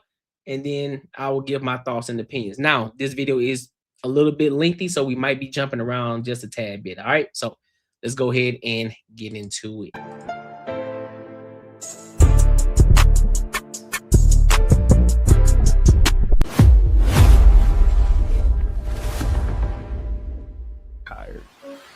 Thought retirement would be in our 60s. We are about to talk about why, how, what went into the thought process of me not only retiring you last year, but of us both going all in on entrepreneurship. I was relentless when it came to corporate. I just started to be like, something has to go. You came home crying. I literally actually think I was in like a depression. At the end of 2022, God put it on my heart. I felt it so strongly to start posting content. Literally in 2 months, I went from about 800 followers to 50,000 followers. They was like, hey, bro, we'll pay you $700 to post a 1-minute video. And I was like, what? Yo, we're doing so well with this that we could potentially walk away. What if a recession happens? What if social media goes away? How do we keep this up? I did have, I feel like, a little bit of an identity crisis, like at the beginning. What I realized as I got older, and I think also as our marriage started to get into a better place, I was like, no, my priority is I want to be a good wife. I want to be a good mom. And then I leaped with him because I trusted him. We did take a leap of faith, but before we took that leap, we laid down the foundation. We had something to leap onto. Once I released. Unbiasedly raw, J Ben, you heard that? They laid down the foundation. They laid down the foundation. That boy is good. And I walked into it, man, everything started to open up. We don't believe that the perfect marriage exists. Facts, but intentional ones do. And over the years, we've learned that it takes more than just love to build a life together. This is the show where we share what's working. This that content creator. I've seen their content before. This is the content creator where they make posts about I think they do like a meeting every year to figure out their goals for the year and the things that the obstacles and milestones that they need to hit financially with content creation, different things like that. Yeah. I think I've seen their content before. Okay. For us. This is the Bailey Way. What's up, family? It's your boy Darrell. And I'm Samantha. And this is the Bailey Way. All right, we got a fun topic today. I'm excited about this one. We are about to talk about why, how, what went into the thought process of me not only retiring you last year, but of us both taking a risk and walking away from our corporate jobs, our military jobs, our for sure retirement, our for sure benefits, and going all in on entrepreneurship. Yeah, social media, being creators. So we're gonna take people through that journey. Let's do it. Yeah, the fears, all of it. But before we get into it, how does it feel to be retired? So good. Yeah. This is like the dream that I didn't even know that I had. Like, I'm so happy. It's so nice, first of all, that I have to set an alarm. Yeah, fact. You guys, I am not a morning person, so I have no business setting an alarm to press snooze a million times anyway. But even just to own our days, and now that we're both at home, it's so nice to like, at first I was a little nervous, like, dang, we're going to literally be spending all of our time together, but I love it. Yeah, well, also it's like that, but it's not like that because we're both extremely busy. Like with the businesses, with you're getting ready to launch a new business, which we'll get into. But even just this morning, like waking up and walking the dogs on a Monday morning. On a Monday morning, and going the to the weather park. is beautiful. Like, crazy. Yeah. So it's just been all around so positive. And obviously now thinking about starting a family, like now I can kind of see like how all of the pieces fit together. Whereas before, when we were working 9 to 5s, it was like, how the heck are we supposed to do all of this? Yeah. Plus raise a family. No, for sure. And I think like the crazy thing is like looking back, there were so many fears we had, so much anxiety. It's interesting how God pivoted us into this season of our lives and positioned us this way. And it's all, I always tell people, man, like if one door closes, just know that that door is not for you. Yeah, literally it is divine protection. Yeah.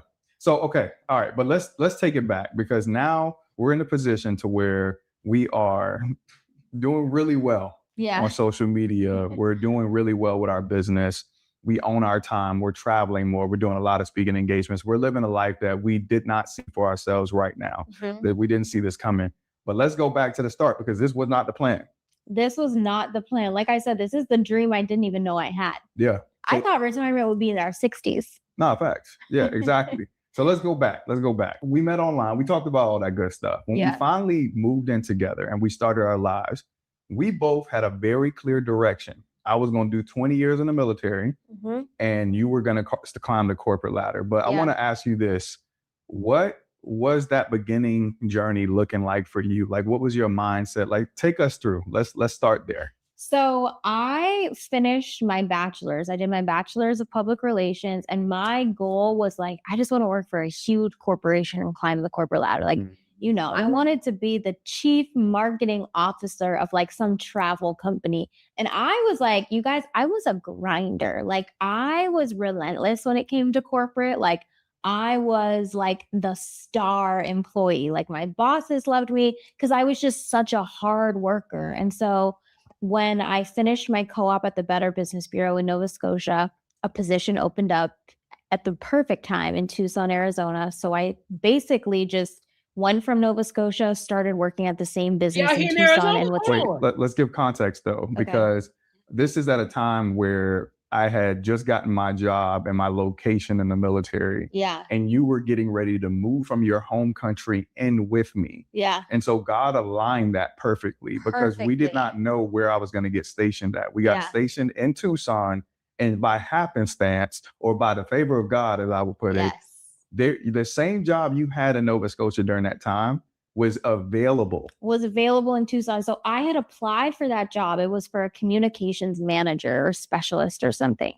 And my boss back in Nova Scotia talked to the CEO of the one in Arizona, and I did not end up getting the communications specialist job, but they did say, hey, we have this huge business award show that happens every spring, and we need somebody to basically run it for us. Like, we need someone to start planning it, get the sponsorships, get the signups, all the things. There's a lot that goes into planning. It's like planning a wedding. Like, it is so much work.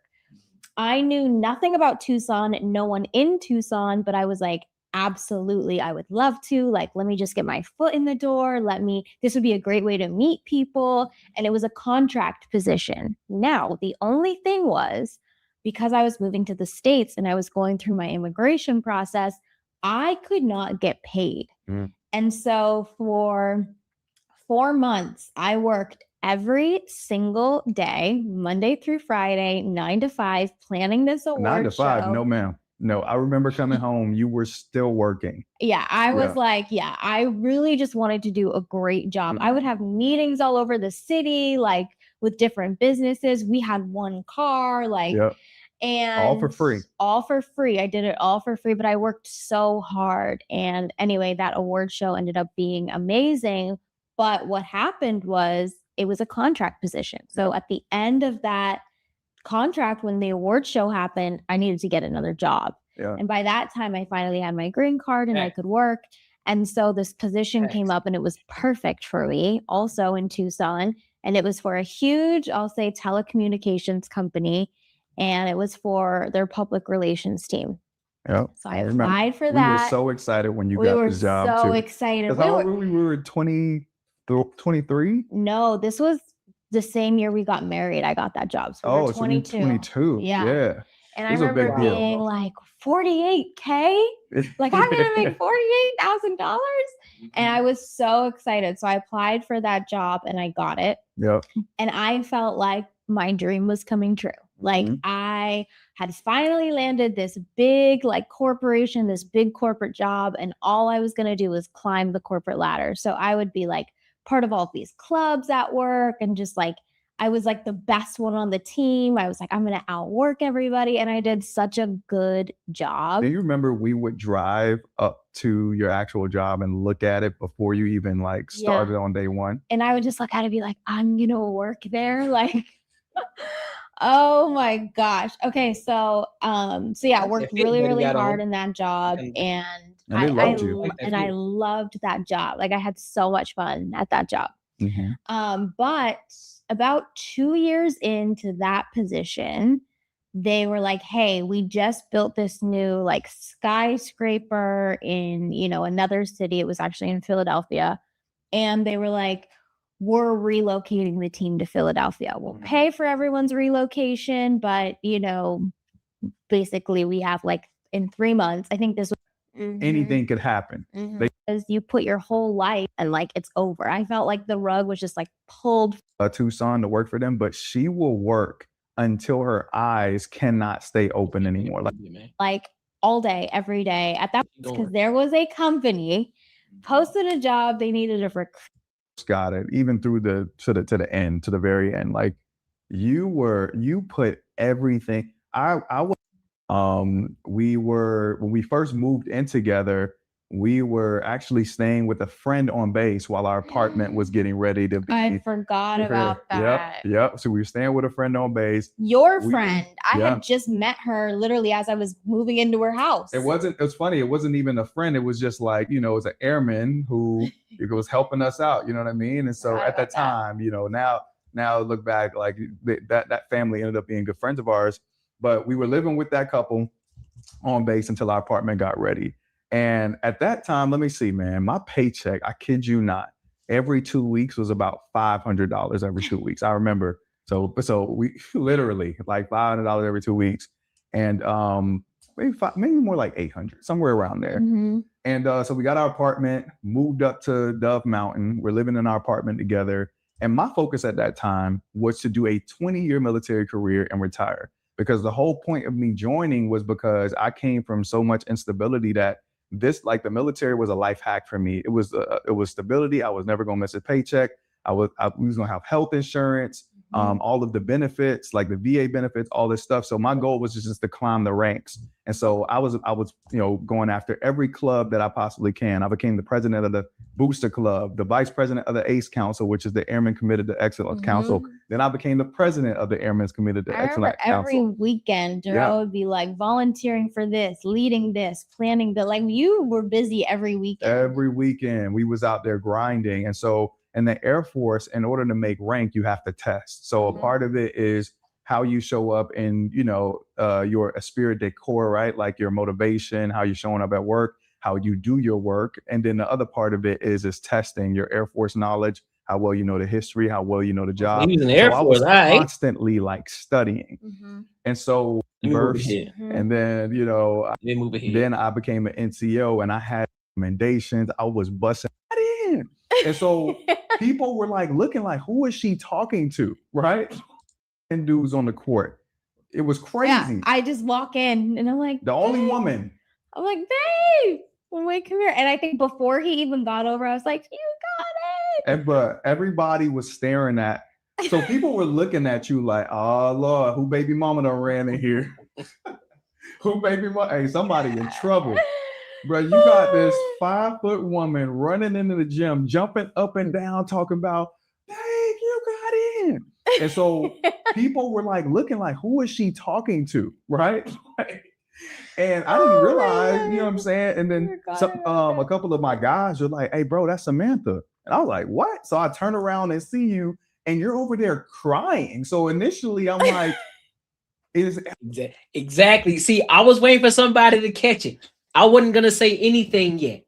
I wasn't going to say anything yet. This is what it looks like when you start to hear a lot of women on these different platforms talking about, well, I don't want to build a man. I don't want to have to wait. I need him to already be established. Listen, she stayed down with him. And no, she didn't build him up. He built himself. She had a goal. She had a plan for herself. They came together and they were focused on that. He supported her. She supported him. They were doing their thing and they were building together. And guess what? They are still together. They're still together. Creating businesses and building businesses together. That's what it's about. So when I constantly preach to y'all about, listen, man, this man does not have to be established in this sense, right? Now, of course, there's an age situation. If you in your 40s and you ain't got nothing going on for yourself, like, hey, big dog, we got to have a conversation. That's a big conversation. But typically speaking, when you're building with someone, you're not building a man, you're not building a woman, you're building together, right? You guys have clear communication. You guys have a clear plan of where you're trying to go. You stay down with this man because guess what? He is the ambitious man. He has a plan forward in life where he's trying to go and he's working towards that plan. You as well, just as a working woman, that does not mean that you have to be a masculine woman. You can still be in your divine feminine and still be focused on a passion or a goal that you have set for yourself. You guys come together and you work towards that. But we're going to continue to keep playing it. They're going to get there. Everything okay. So I dropped the ball and I'm like, what's wrong? What's wrong? And then you had a smile. You like, you got in, and you were crying. And then I started freaking out. I was like, I got in. I'm jumping up and down. I'm like, I'm about to be a doctor. Yeah. Like, this is crazy. We're moving to DC. And it was such an emotional moment because I started to think about it. Like, neither one of my parents finished high school. Like, I never thought I was smart enough to be a doctor. Like, I never thought I was smart enough to finish my bachelor's degree, right? Mm-hmm. And they selected me the first time to go into this program. And so we're celebrating. Call grandpa, he start crying. Call your parents, they start crying. Everybody excited, right? And so at this point, this is 2020. No, this is 2021. This is 2021. This is 2021. Yes, that's right. This is like January. We're moving in April. Exactly. So we found out in January. And so it's January 2021. Okay. Mm-hmm. We had not thought about retiring or business. Now, let's go back. In 2018, Samantha and I started a company called Bailey Digital Marketing. Mm-hmm. So let's talk about that real quick because I think that's important. Yeah. So actually, after everything happened with that telecommunications company where they had Relocated to Philadelphia. Yeah, that was the word I was looking for. Relocated my job. In my mind, I was like, okay, I never want to be solely relying on a corporate job ever again. Like, I don't ever want to be in this position again where like they literally own my ability to afford our lifestyle. Mm-hmm. Like, so if something happens with this job, we're on my income. Yeah, we're, until I find another one. And keep in mind, we were so young. Like, we didn't have 6 months of savings. We probably didn't even have 1 month of savings. Most people don't even have 6 months of savings. Most people don't even have $1,000 in their account that they can access. Most people don't even have $200 that they can access in their account. That's a fact. Your average American can't even access $200 in their account. Yeah. Well, we had my income, which was enough to live on, but it wasn't enough to like. We had a certain lifestyle at that point. Not that it was extravagant, but like we like to go out to eat and like go on road trips at that time to Phoenix.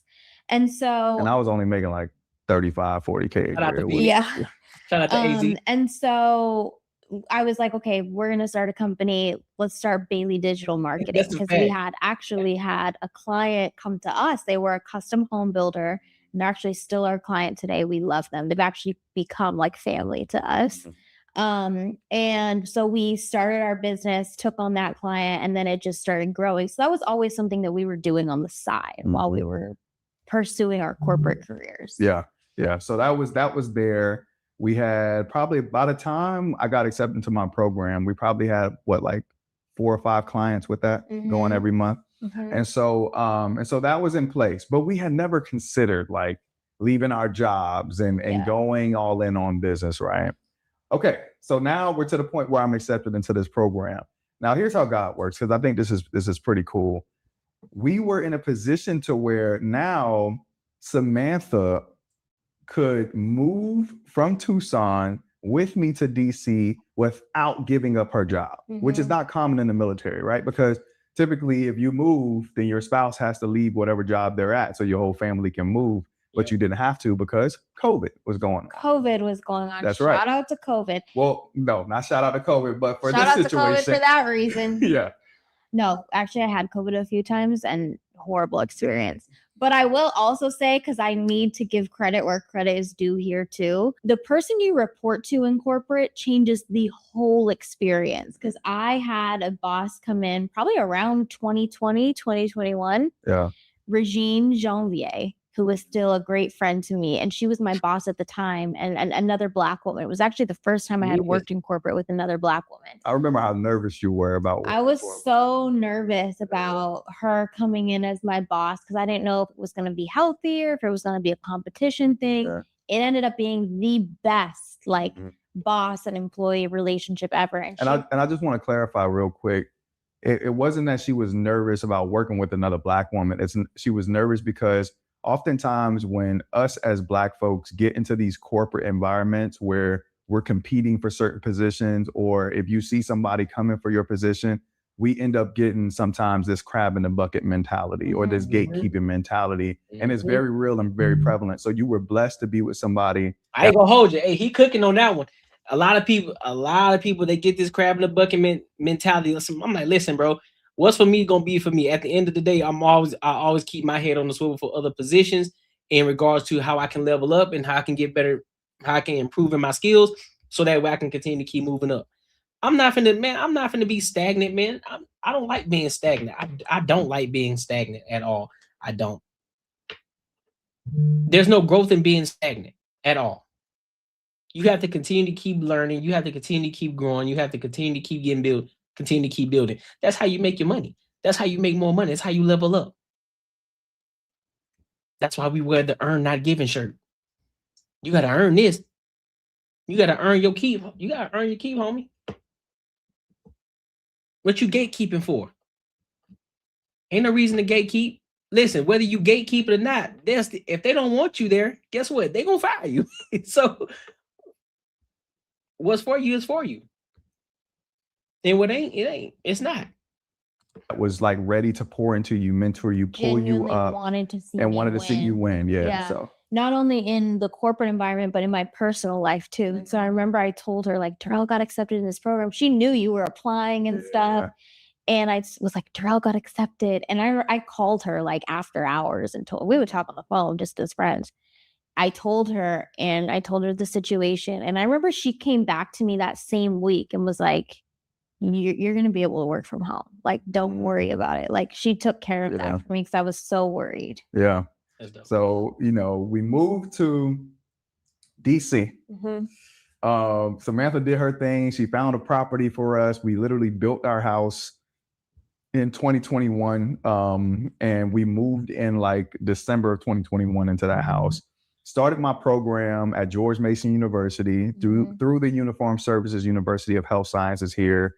Was in that program with the 24 other students. We were all so excited. We're all like, we're about to be doctors. It felt like I was in the show Grey's Anatomy. Like when they first get in, they start meeting each other. We didn't have all the weird drama and stuff, right? But it just felt really cool to be around individuals who were going after something as prestigious as becoming a doctor. And I'm in this program. And, it's very difficult, right? The first part of the program is you have to get your master's of science in cellular molecular biology. And so we're doing that whole thing. We're also shadowing different physicians, but we're also studying for the medical college admissions test, which is an 8-hour test that requires several years of studying for. And so we're going after this thing. And it got to the point in the program where I'm about finished and we have to start applying to medical school. I'm taking the medical college admissions test. And I'm not passing. The first 2 times, my scores were okay to get me into DO schools, but not good enough for me to get into MD school, right? And it was very frustrating. It was heartbreaking. It was disheartening. It was exhausting.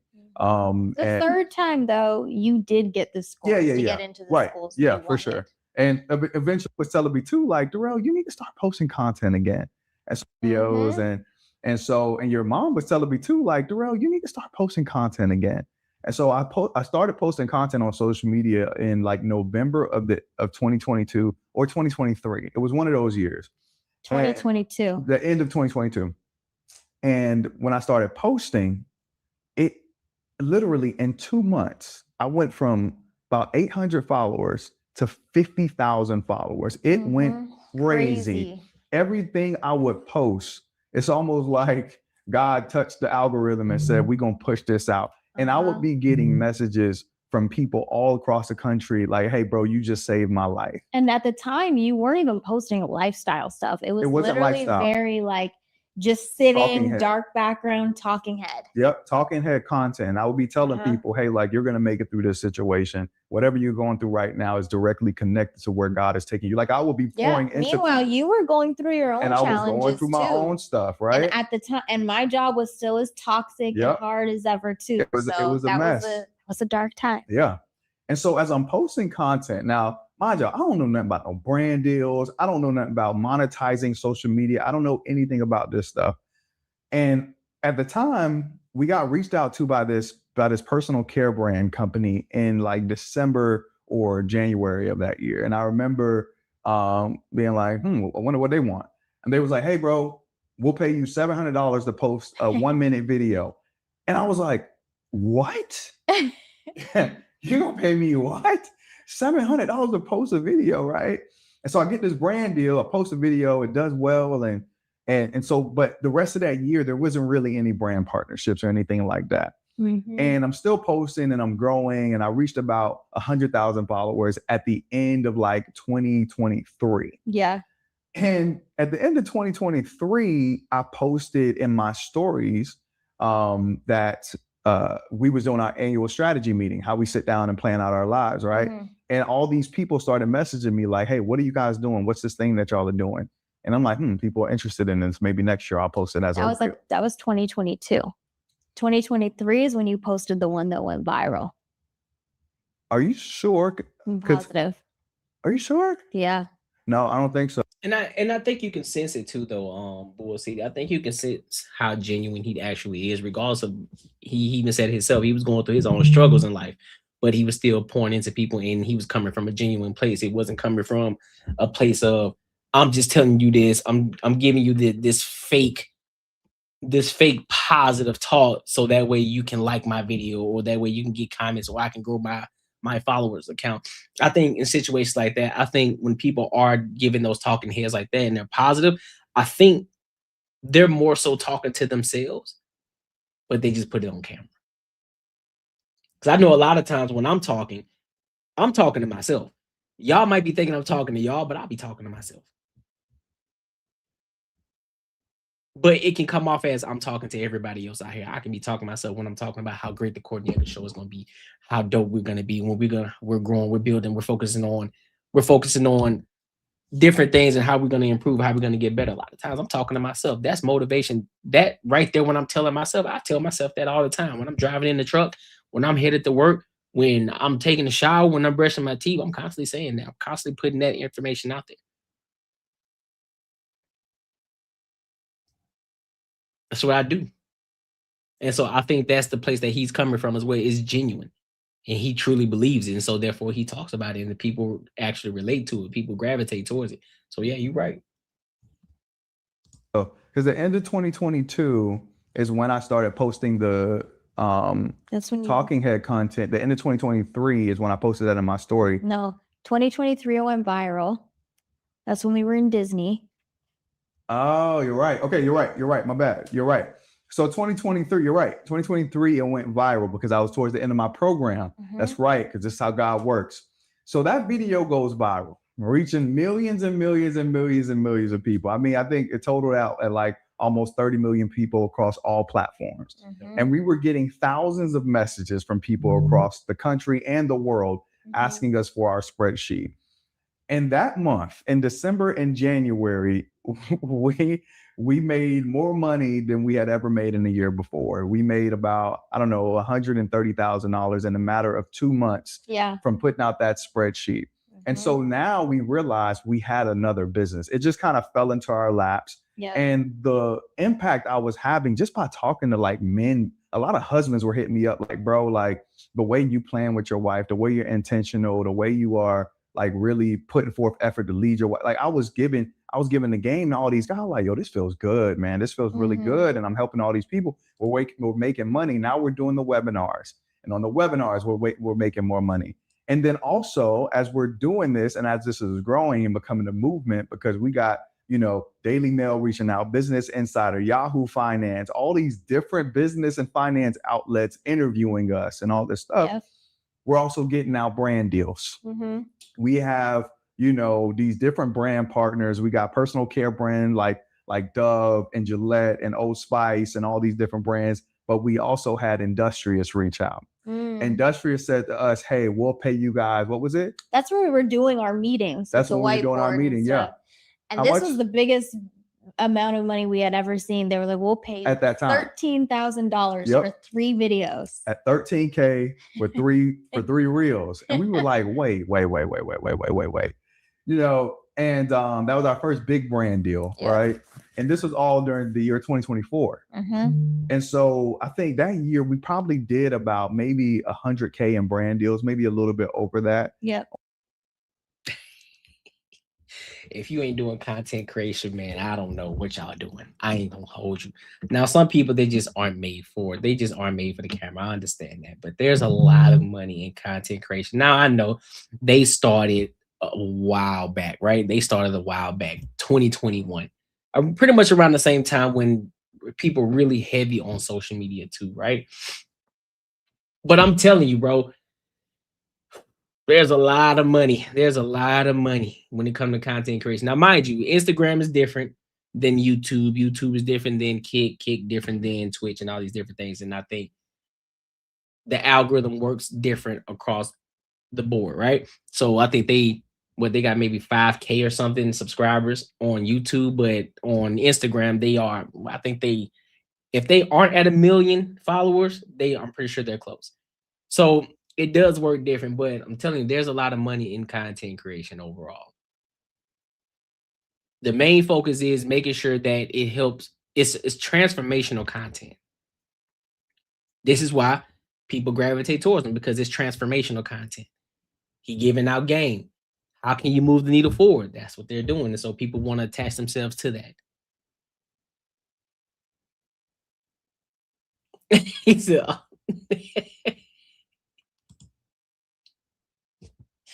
chill, bro. But that's what it's about, though, man. That's what it's about. Having that gravitational pull, man, and moving the needle forward when you're making content. Yeah, it's cool to post funny videos. That's dope. Look at Haha Davis, right? Look at Haha Davis. Buddy was making a ton of content. That's facts, K. Cooper. They were making a ton of content, right? Haha Davis making a ton of content, made over 1 million something views on content, but only made $400. That's it. $400. But again, that goes to show you a lot of people don't even understand how to monetize their platform because they're so focused on the followers. They're so focused on the subscriber count. It's more to it than that. But hey, on top of the plan and playbook, so we made probably about 200. What makes him corny? What do you mean he's corny? How is he corny? What makes him corny? I don't understand it. What about this man is making him corny? I genuinely want to know, because that's a wild comment. That's a wild comment. What makes him corny? Because he's talking about their journey from when they started from corporate America and how they went into content creation and how they blew up. I'm trying to understand it. Where?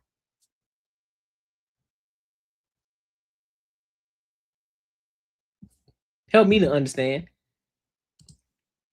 $160,000 between the plan and playbook and social media. Yeah. Not to mention, we also have Bailey Digital Marketing and our jobs. And our corporate jobs. Right. So meanwhile, just to kind of give perspective, we have these things that we're genuinely passionate about that are climbing. We have the planning playbook. Darrell's posting content. Bailey Digital Marketing are doing so well. Meanwhile, we're both Darrell's still pursuing medicine. I'm still working at my toxic corporate company, stressed out, not enjoying what we're doing, and also not making as much money from those jobs as we were in our businesses that we owned. Exactly.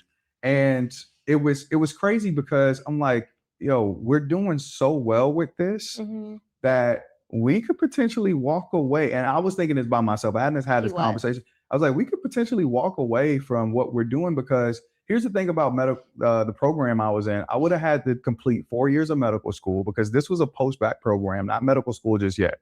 So I was doing my master's, finished that. I would have had to do 4 years of medical school. That would have put us at about 33, 34 years old. And then I would have had to do another 4 years of residency. That would have put us at about 38. And then if I wanted to specialize, I would have had to do a 2-year fellowship. That would have put us at about 40. And now I'm a practicing physician. Let me see. Then I would have owed the Air Force back another 7 years, right? From all the school, because you go to school for free, but you owe them that time back. And then you have to finish up your contract. So that would put me at about 50 years old. So we would have been locked into that, not to mention the danger that comes with the deployments, the moving around, the instability just all over the place, which we were fully prepared to do at first. Yeah. But we were willing to make that sacrifice. We were willing to make that sacrifice. But when you compare that to being able to show up genuinely online, help thousands of couples across the world, me motivating, pushing, inspiring people. I was getting hired to do commencement ceremonies where I was getting paid to go talk to kids and all this stuff. It's like, no, this is what I want to do. This is what I really want to do. But then you start thinking about all the what ifs. And that's where my mind was. I think you were ready way before I was to take that leap. I was very much, and we talked about this on a panel we were just on, institutionalized, where it was like, no, I've worked this hard. You saying y'all can't see everyone's comment? Oh, well, the problem is some of the people they're commenting from the vertical view, and some of y'all are commenting from the landscape view. That's why. And I've come this far. I'm not gonna just stop working. Like, I'm gonna see this through. I'm gonna work until we're 50 something, and then we can retire. And then we get to, so it was, to me, even with all of the proof I had in front of me, it still seemed just so unrealistic and so far-fetched to not work. What if a recession happens? What if social media goes away? What if business starts dwindling down? How do we keep this up? You know what I mean? And because there's so much security that comes with positions that we were already in. I think it takes a level of trust, though. And this is where I feel like we took a leap of faith, but Darrell took the leap first, and it was like he had to reach for my hand, and then So it's so the vertical stream is basically, I'm streaming on the landscape view. So what you're looking at is the landscape view right now. But there's a other side of it where you can look at it. So if you're looking at it from your phone, it's a vertical view. So it's two streams, but it's still the same stream. But it's just one that's vertical, and one that's landscape. The traditional view is where you're viewing it from.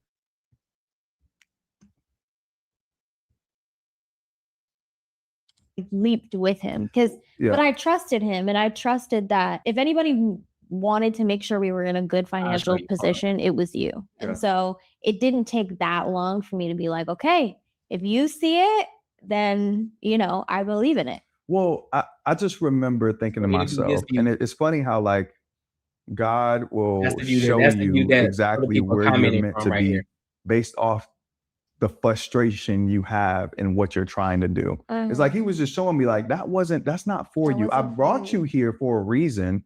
I brought you to this area so you can make connections and build your brand. But this is not what I want you to do.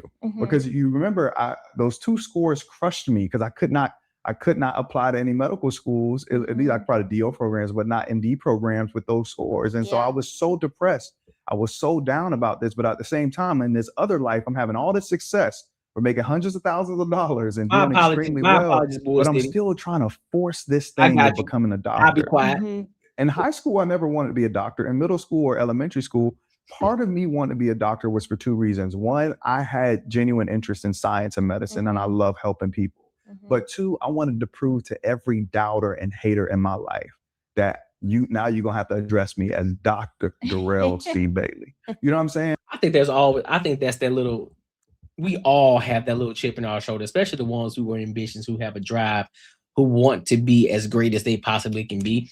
They have this little thing in the back of their mind of the people who doubted them, the people who thought they couldn't do it, the people who didn't support them, the individuals who probably say oh, this your trash, you ain't gonna never make it. So it's that little voice in the back of your head that keeps us going, that puts that battery in our back and is like, nah, all right, okay, I hear you. I hear you. I'll make a mental note of that. So when I'm there, don't come back and say you was rocking with me. Don't come back and say that you always support me. I don't want to hear none of that because I remember you specifically. We all have that. We all got that. And when we get there, we ready. We ready to scream at the mountaintops. Like, yeah, I've been told y'all that. And that's why I believe, and honestly, that's why I believe that those individuals who get to a certain point, you got to have a level, there has to be a level of confidence to say, or a level of cockiness in a sense. It's like, man, I work my butt off to get here, man. You even sit here and tell me how I'm supposed to respond or how I'm supposed to act. I worked day and night. I sacrifice a lot in order to get here. You gonna sit here and tell me I need to be humble? Boy, you better get out of my face. You better leave me alone.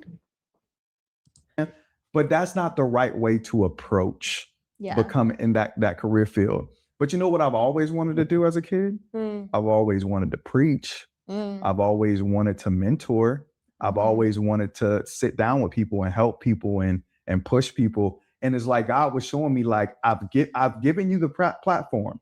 You're now grown to over, at that time now, 300,000 followers. Yeah. You're getting brand partnerships. You're getting speaking deals.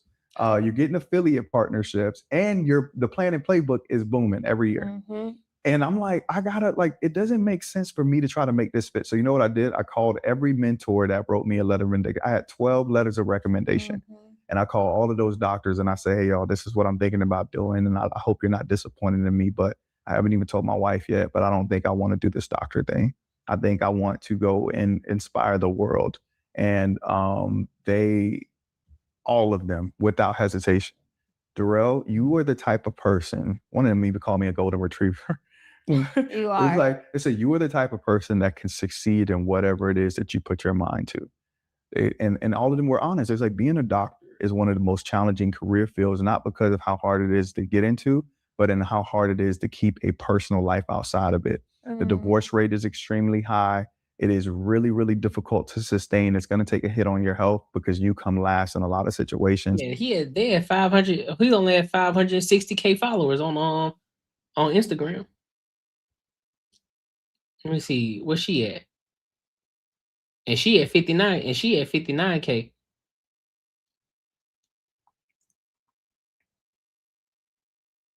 Their podcast alone is 668, so you could tell they're pretty fresh when it comes to making a YouTube channel. But yeah, that's what he made. That's what it made the bread and butter at right there on Instagram. That's where the bread and butter is made. I knew I remember their content. I knew I did. I know I wasn't tripping. Yep, I remember them. Sure do. They said, we see what you're doing online. Go and do that. That's who you are. Yeah. You know what I'm saying? And so I was getting the confirmation from this person, from that person, from mentors. And I was like, you know what? It's time, man. It's time to bet on me. It's time to go into entrepreneurship. It's time to drive this thing forward. And it's funny how, like, after I made that decision, I presented it to you, and naturally you were, a little bit concerned. But I was like, you don't have to work. We can survive on what? And you're like, are you sure? Like, and I'm like, yeah, we're good. And it's funny how when that ended, I know, ladies, I know y'all would love to hear that from y'all, man. I know y'all would love to hear that from y'all, man. But listen, there are some men out here who may not be able to do it right now, but they are working their tail off to get to a point to where they can say and come to you one day and say, listen, you do not have to work anymore if you don't want to. If you trust in him and you trust and believe, if he told you this, mind you, if y'all had that conversation and he told you this before, and you see the drive in him and you see he's working his butt off to get to that point, stick with him. He gonna get you there. Because I know there are a lot of people that talk on these platforms and they say, well, I want to be a stay-at-home mom. He needs to pay 100% of the bills. I hear you. If it's practical, cool. But if it's not, stay down with him. Communicate with him. Have the conversation. Let him know where you stand. Let him know where you want to be at. And you both sit down and you guys make a plan. That's what they talked about. They didn't come out the woodwork. He wasn't already established. He wasn't already there, but he had the drive. He had the mentality. He had that little battery in his back that pushed him to keep going. And eventually, the hard work paid off. The hard work paid off. She was doing her thing. She was still focused on trying to move up the ladder, but guess what? She was still working. She was still remaining that feminine woman. Yeah, of course, I'm pretty sure there were times where they struggled or they had to have certain conversations. Of course, no relationship is perfect, but understand something. You guys have a goal. You guys have a purpose. You guys have the same path that y'all are going towards, right? Nobody's bigger than the program. You have a program. Nobody's bigger than it. And you just stay within and you work within and you work together to get to that point. And then once he finally gets to that point where he can say, hey, you don't got to work if you don't want to. Everything is taken care of. You can if you want to, but you don't have to. I'm pretty sure most women be like, shit, say less. I ain't working. I'm quitting today. Immediately, I am quitting today. I will not show up to work tomorrow. She earned it, though. The best. Yep. If of course it has to be earned. Yeah, you got to go through the listen. You got to go through the ringer with me.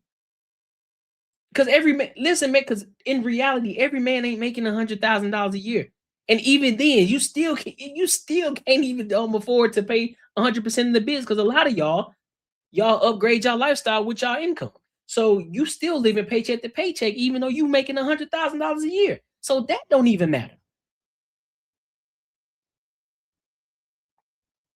That won't even matter. But now, if you decided to say, you know what, we started here. When we started, we were making $50,000 a year, right? So you had your lifestyle a certain way. Now all of a sudden, you making $100,000. Let's just use their the store for an example. You were in the military. She was working here. She was making $40 some $1,000. He's making $50 some $1,000 or $38,000, something like that, right? So I'm pretty sure they were living a pretty humble life in regards to how they were living their life. Now you're starting to get these brand deals. You're starting to get these sponsorships. Now you're making upwards of $100,000. You're getting $13,000 just to create 3 videos. You don't then upgrade your lifestyle after that. No.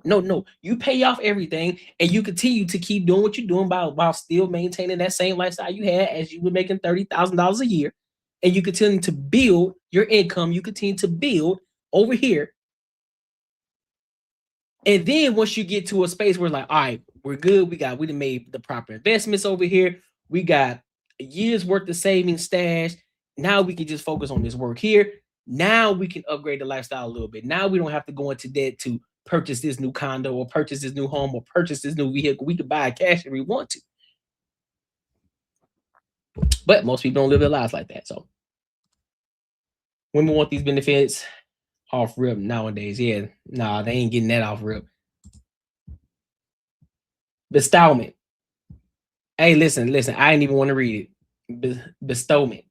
Listen, don't talk to me today. It's Sunday. You just became so. It's like your anxiety just dropped. Oh my God. I just felt so much more like me. I remember because one of the things we do every year is we sit courtside at basketball games. And I remember last year when we sat courtside, I was sitting there and I almost cried because I was like, oh my God, this is the first time I've actually sat here and enjoyed what you were doing. Yeah. Because in every situation where I felt like I should be enjoying this, whether it was something as big as that or on a trip, I was never fully in that moment. I was always thinking like, dang, what about work? What about this project? What about this call I have to get on tomorrow? Like just always anxious and just always had this like dark cloud over my head. And literally that's just a testament to what life has been like since not working in corporate. Is just every day is like just I'm so much more myself, so much happier. I'm a better wife, better friend, better everything. Like life is just so much better. I did have, I feel like, a little bit of an identity crisis though, like at the beginning, because I told you guys I had always seen my life or my career as like, I'm going to climb the corporate ladder. I'm going to grind. I'm going to be a hard worker, all of those things.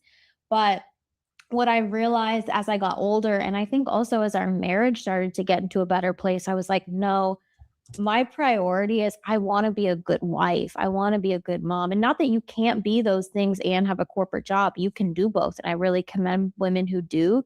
But for me, I was like, with that job that I had, there was no way that I could be all of the other things I wanted to be. Yeah. And not only that, but you had the opportunity to finally actually do this. And, you know, I was to a point where when my yes started opening doors. Yeah. We ended up meeting, you know, our good friend Aaron, you know, ended up meeting like all of these different individuals that was positioning me. God was just rewarding you. I mean, the doors was just swinging open, and the Air Force was like, okay, cool, but you got to finish out your contract.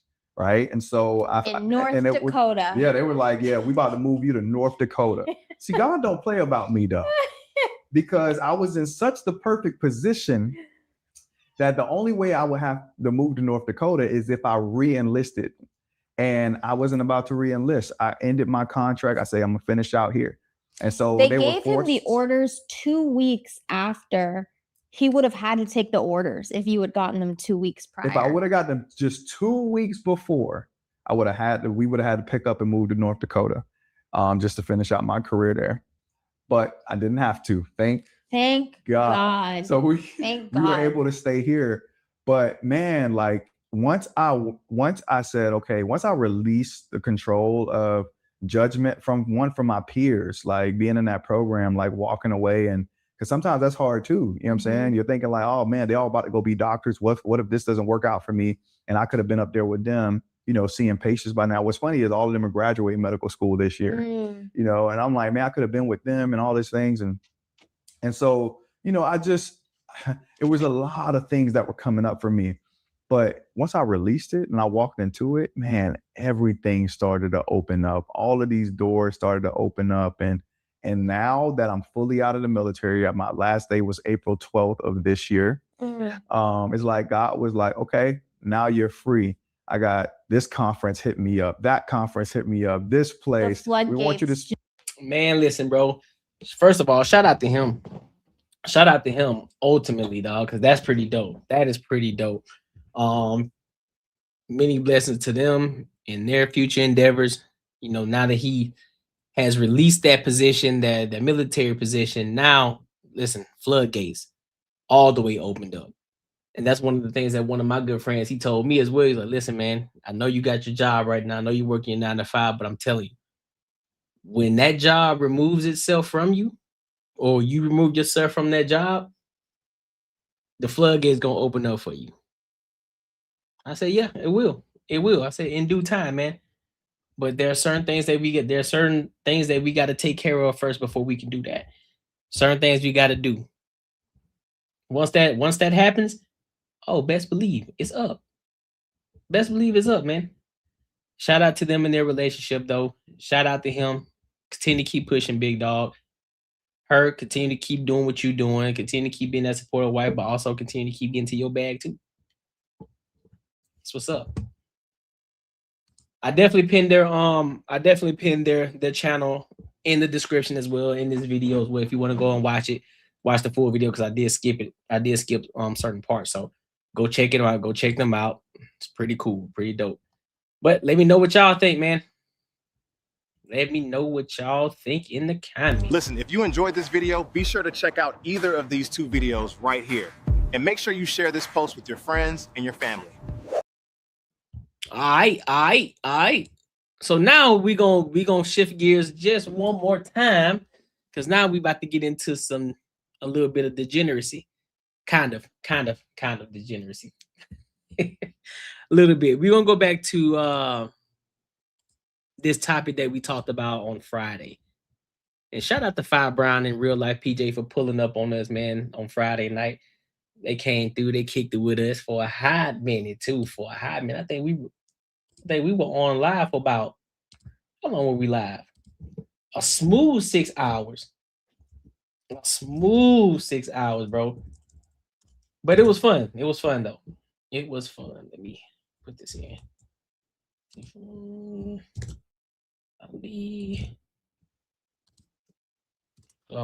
Gonna put all the individuals here. Boom. All right, me. Boom, put this here.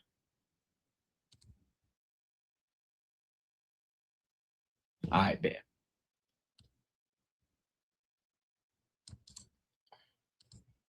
I'm coming, y'all. Give me a second.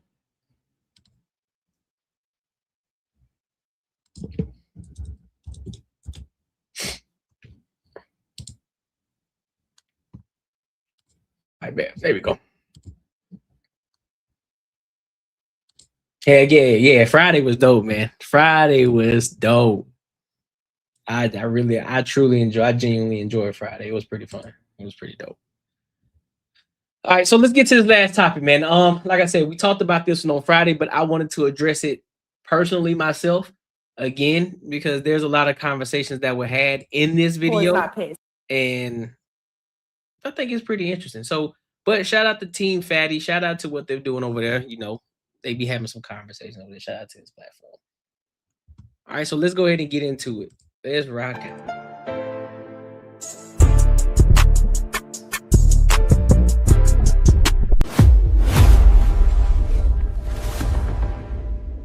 It never you just checkmated yourself.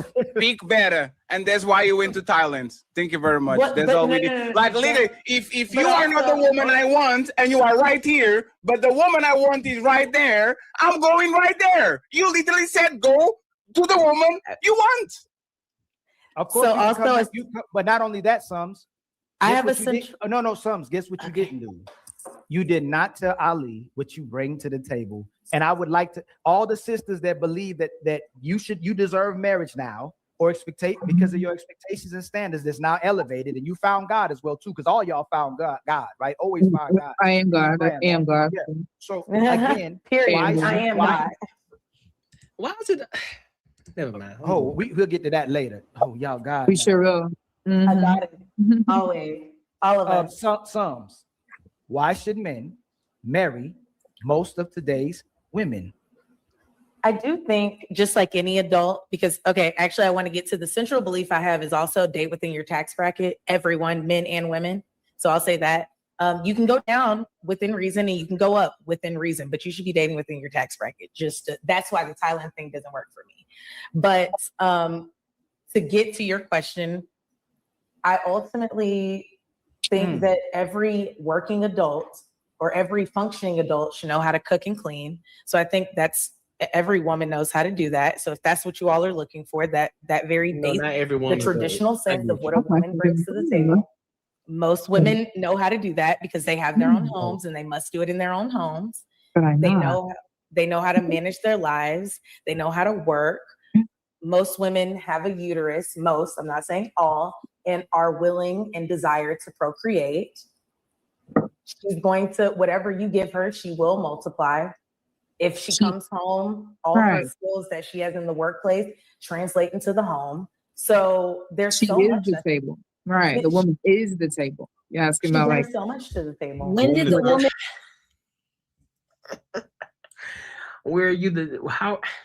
To the table, the woman is the table. When did the woman become the table? I'm sorry. When did the woman become the provider? When did the woman become the one that does any hard labor work? I don't believe that. I think the better question is, when did she stop being the table? I think that's the when did she ever start being the table? I'm confused. I think it's when the woman she's cooking, she's cleaning. I'm talking to Kiana. Yeah, I think it's always been built like that. Crazy. I mean, since ancient times. That hold on real quick, Kiana. Hold on real quick. What exactly is crazy? Because it's ladies first. I'm kind of getting frustrated with the little ad libs. Hey, friends, this is the problem, right? The show is crowded. We are literally rotating people on the back because the show is front loaded and it's going to get better throughout the show and it's going to be a little more calmer. Y'all going to have the chance to talk. If y'all see that the show is crowded, then y'all being difficult, right? I need to talk now. I need mostly the man. I need to say now. Hey, thank you, Yuri, for your patience. Thank you, Jonathan, for your patience. Thank you, Sharon, for your patience. Not Mr. Let Go. Let them have it. I'm an only child. That's my problem. I'm an only child. I can see. And then like we're going to make sure that y'all get the microphone on the second part of the show. Let her run the show, please. Go ahead, Melanin, one-on-one, and then we will try to actually get the rest of the people think the way that she in. she Please go. only child too, huh? Yeah. So how is the woman the table? I think it's just since from like ancient times, it's always been like this. Like women are the table, women is the divine feminine. You know, the men used to go out and even if they have this idea or like whatever, right? And they bring it back to the woman sits on it, nurtures it, and she brings it to life. And then the men, you give it back to the men, they go out and they just build it. So it's always this is our What? Bro, what are you talking about, man?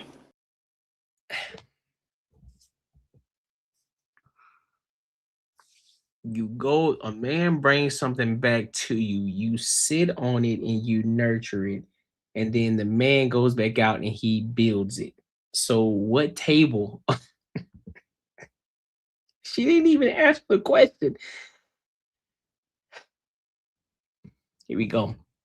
Table if you're not the one going out to get it. So he's the one putting his life on the line to go get the food, and he's bringing it back to you already dead, right? For you to just spin it and cook it. So how are you the table? You sound like a helpmate, not the table. No, he's the masculine. That is his masculine essence. That is his job. That is his duty on the planet. And as women, that is our job to sit back in our feminine. We bring what we take what they bring and we make something out of it. They're masculine men, so that's what they do. They're supposed to go out and get, and they bring back to you as you sit back. And what are you doing? What are you making out of it? What are you doing? You sit back in your divine feminine. So again, how are you the table? How are you the table?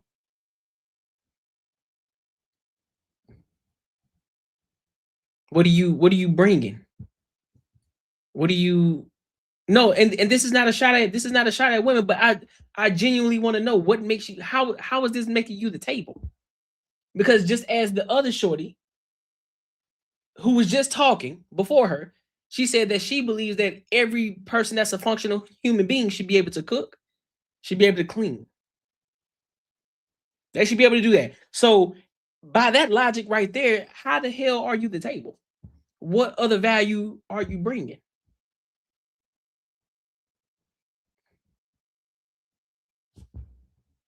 Am I bugging? Am I tripping?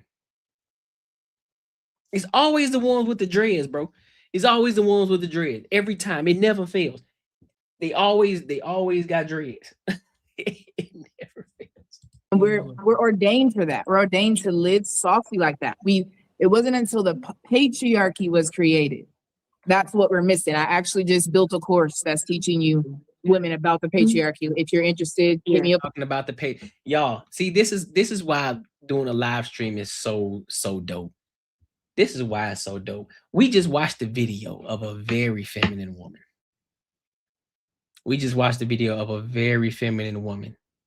Ain't mentioned nothing about the patriarchy. Ain't mentioned nothing about divine femininity. Ain't mentioned nothing about sitting in my soft girl era. Ain't mentioned none of that. Her and her man out there getting to it. She had plans in her life that she wanted to move up the corporate ladder. He had his plans. They had their goals and they wanted to move up. And yet and still, you got women like this. Even on her platform, bro, it says, listen, hear me out. Helping women escape the patriarchy. 27-year-old ex stay-at-home mom manifesting freedom.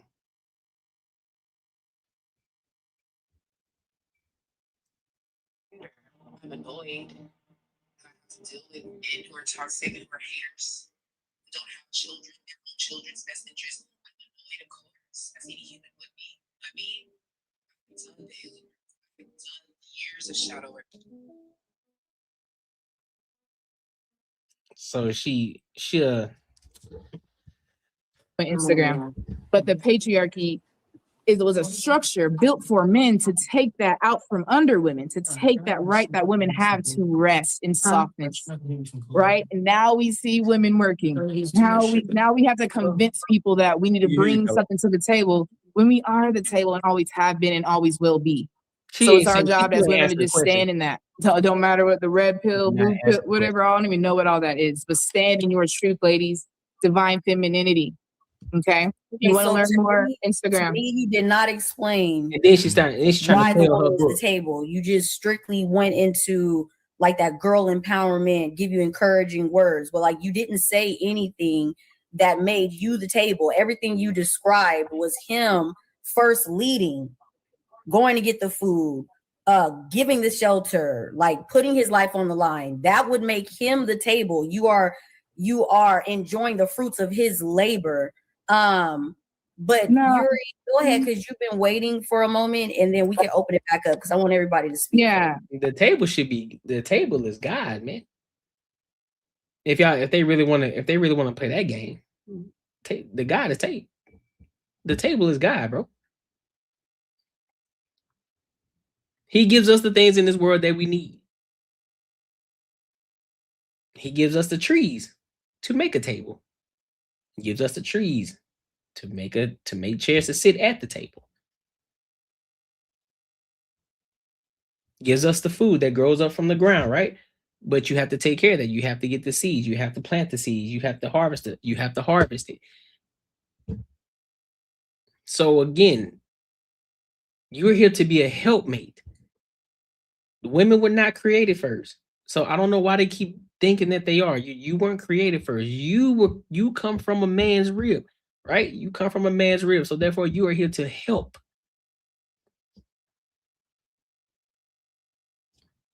What makes you the table? What makes you believe that you're the table? The very thing in this world that you have, the very way that you operate in this world is because it was built by a man. The so-called patriarchy that you live on, it allows you to say this retarded shit that you're saying now.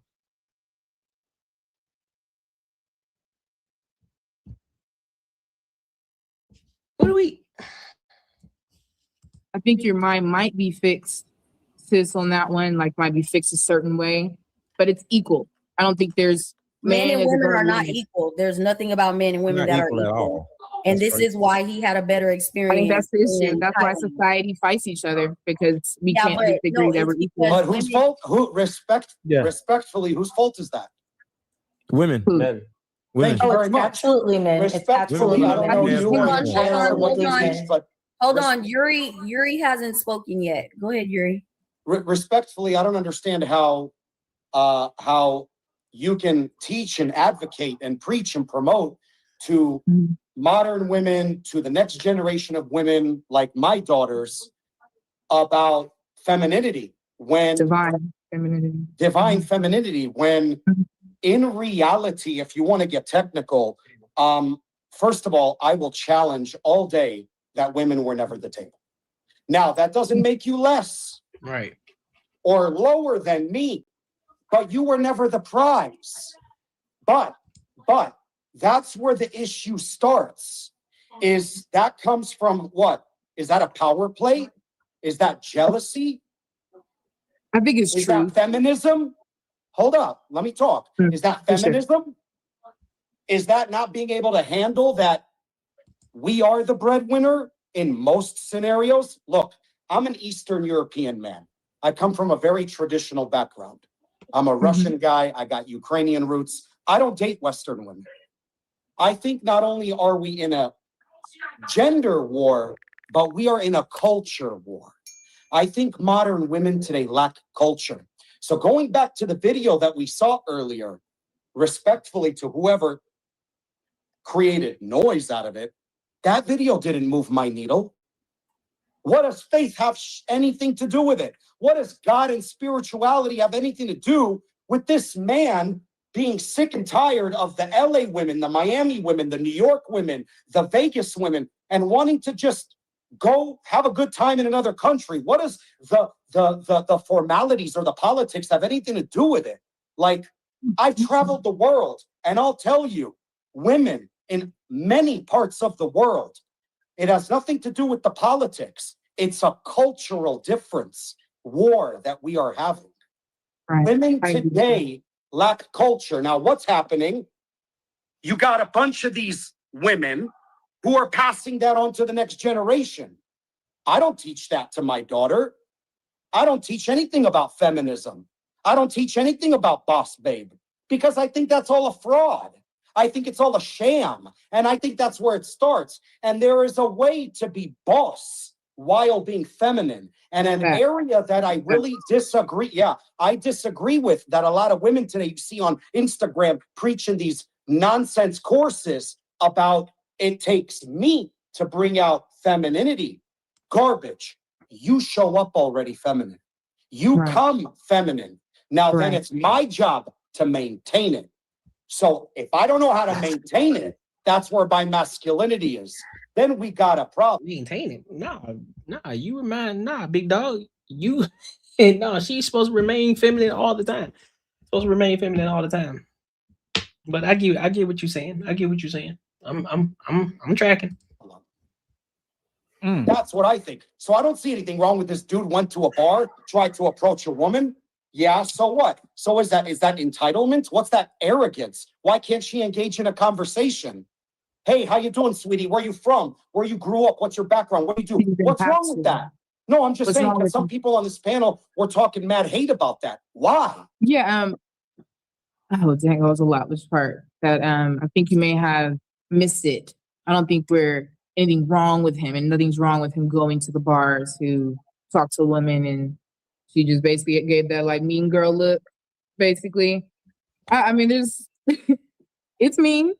It's me. I mean, if she just has a right, he is entitled. He is not entitled to conversation with her, basically. That's what everybody's trying to say. She can kindly deny any conversation, eye contact, anything she wants to. And coming back at that, saying that there's something wrong with that, that's the issue. That's the patriarchy. The mentality to believe that, like, she should talk to me. This woman should talk to me. I'm talking to her. No, absolutely not. Right. Sharon, go ahead. So the issue that before we you go, have my bad, before he is go. that yes, No, absolutely not. That's the problem. You saying that you already have an attitude on your face. Nobody's telling you that you need to talk. Nobody's saying that you're entitled to talk to the man. But sitting up here with a nasty look on your face is what they're talking about. You can politely decline somebody. You can politely say no. You can have a smile on your face and still politely tell somebody no. That's what they're saying. You don't need to have this mean mug look on your face when the man comes up and talks to you. That's what they're referring to. That's what they're saying. Men understand that they're not going to get it right all the time, that every woman is not going to talk to them, but at least you at least have this feminine look, because you just sit around here looking mean, look like you ready to stare through somebody. It's like, damn, bro, relax. I ain't even said nothing to you yet. Calm down. What you got an attitude for? Relax. That's what they're saying. man is supposed to bring the femininity out of the woman because the woman is supposed to protect her femininity. So she just gives it to any man that says hello to her. That is a problem, because men also want these low body count women. So if she just says hi to every single man that walks by, that is a problem. Majority of men want their woman to have an attitude. I don't want my woman talking to random men just because he said hi. Get the F out of here. I do not want my daughter, just because a man said hi, he has a nice smile, he presents himself well, to say that that man is safe. No, she has to protect her femininity. So yes, that's why a man needs to bring that protection up out of her, right? So now when she says, oh, you are a safe person, and then she could drop down her wall, and now she could be open to that man. This idea that men are the table nowadays, or men are the prize, that is a very feminine way to think. Very sorry. Extremely. Like it doesn't make no sense whatsoever. Men are supposed to move a certain way, right? Men are supposed to have a rite of passage. Men are supposed to prove who they are every single day. And if he is caught in a woman, he's supposed to prove to her. And that's why she becomes feminine with him, because he has a track record. He has a history with that woman. And I'm going to teach my daughters to make sure she pay attention to a track record of whoever she is dating.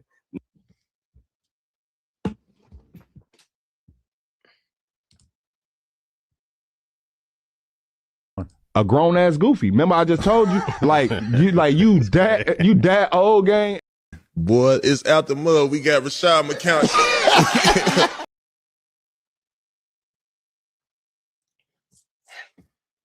Who is this dude, bro? Who is this man? Who is this man? Because first and foremost, I'm not proving myself to you as a woman. That's not my job. That's not my duty. I'm not looking to prove myself to you. I'm going to continue to do what I do. I'm focused on my purpose. You as a woman are not my purpose. You are not my purpose. I'm focused on my purpose. And therefore, a woman who aligns with me will then jump on the train on the program that I am on. I'm not here to prove to her nothing. This is why this whole phrase of, listen, bro, there's plenty of fish in the sea. You either going to jump on this train or you ain't. I'm not going to prove nothing to you. It is your job as a woman to observe and see that, listen, can I align with this man? And if you can't, you move on. Not going to prove myself to you. What I look like? No, absolutely not. You bugging. Why are you gay? Nigga, that's a man. What? No, this is my ex. Your ex-girlfriend a man. Why you think she in jail with the men? She'd be on the other side. Nigga, you gay.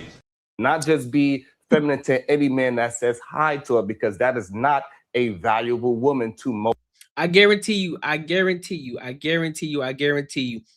I'm glad that I watched this video before. But shout out to the damn, I can make sure I say the name properly. I don't want to misspeak. I want to make sure I say the name properly. Make sure I say the name. The Bailey Wade. Shout out to the Bailey Wade podcast, right?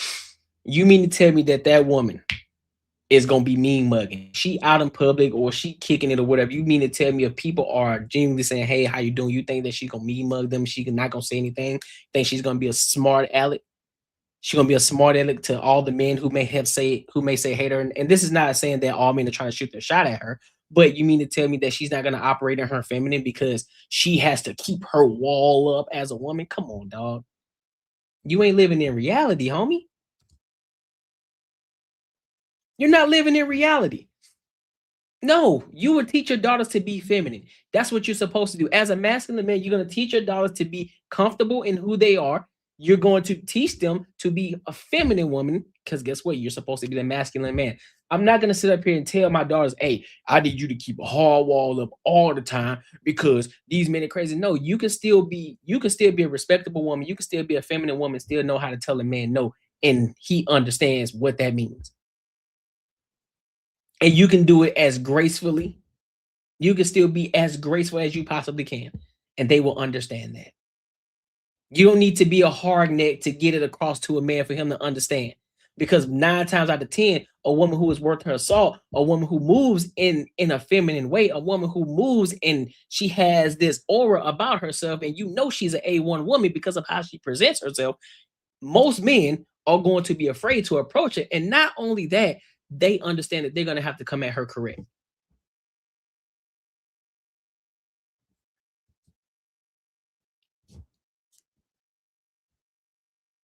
Come on, man. Come on, bro. Come on, bro.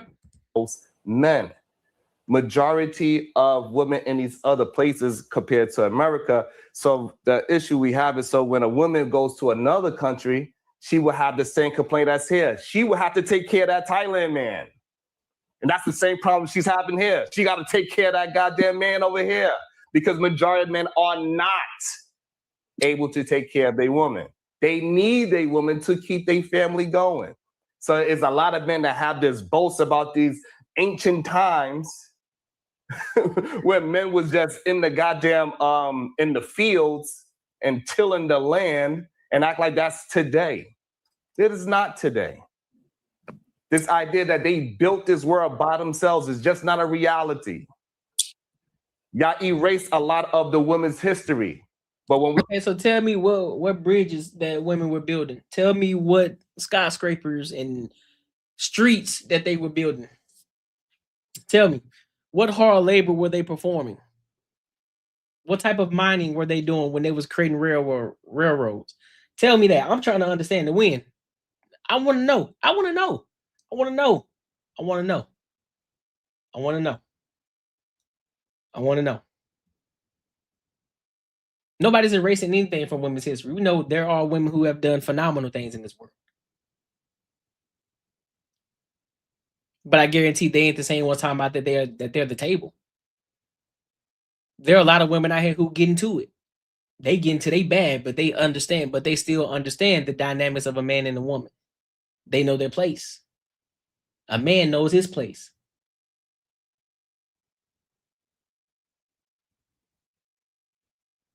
No, he don't know what he talking about. He just talking.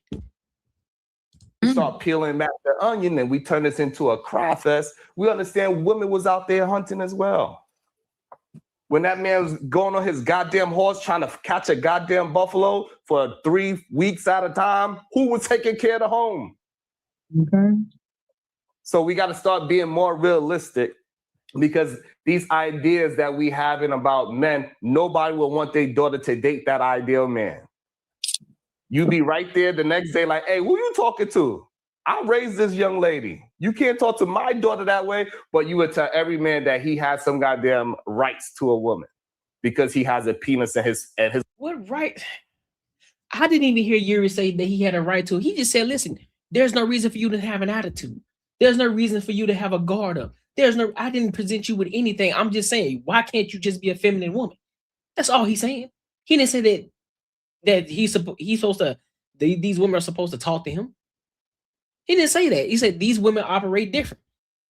They move in their own fit. They move in their femininity. That's what they're doing. But most modern women are not moving that way. They hard necks. They rah-rah. And this man like Sharon, who tell them to be that way? For what? For what? The goddamn clitoris fell out. It's ridiculous. Totally agree. Yuri, do you have a rebuttal for Sharon? I think he maybe certain things were taken out of context, or I don't know, maybe we're defining femininity differently in terms of baseline respect in approach. I don't see any reason, it sounds a little insecure actually, I don't see any reason why a woman cannot be kind, mindful, respectful, and engage in conversation. What does that have to do with what? Let him land, please. No, I think some of the things that I mentioned earlier were taken out of context about the whole approaching a woman and her having this ego or entitlement of, I don't owe you a conversation. There's nothing wrong with engaging in conversation. Nobody's asking her to come home and sleep with. It's just a conversation. That's number one. Okay. And if you're going to come at me hot and heavy like that, well, that's an issue with self. And regarding masculinity and femininity, that's fine. You know, it is what it is. We can agree to disagree or vice versa. But if I got to bring out femininity from a woman, which I do disagree with. I think there's a difference between maintaining it and keeping it structurally healthy and foundationally versus getting it out. I think a divine feminine starts feminine. I think a woman wakes up in the morning in her feminine energy. And until and unless I, as a man, give her a reason to buckle down, then she's feminine. That's the play, and that's how it is. And what you said respectfully is a very Western pro-feminism thing, in my opinion. And by the way, Sharon, before you go, Sharon, way- before you go to reply to both of us, MTR didn't say, I want her to talk with me, she should talk with me. He said, I went to her, she had a frown on her face, she treated me like I was the enemy, so I went ahead and moved on, like a man. That's not what you want a man to do. You are at the bar, which is a social area, you see a woman that you like, you approach her, she rejects you, or kind of like is closed out, so you go ahead and to find a woman that actually likes you. You should be pushing that.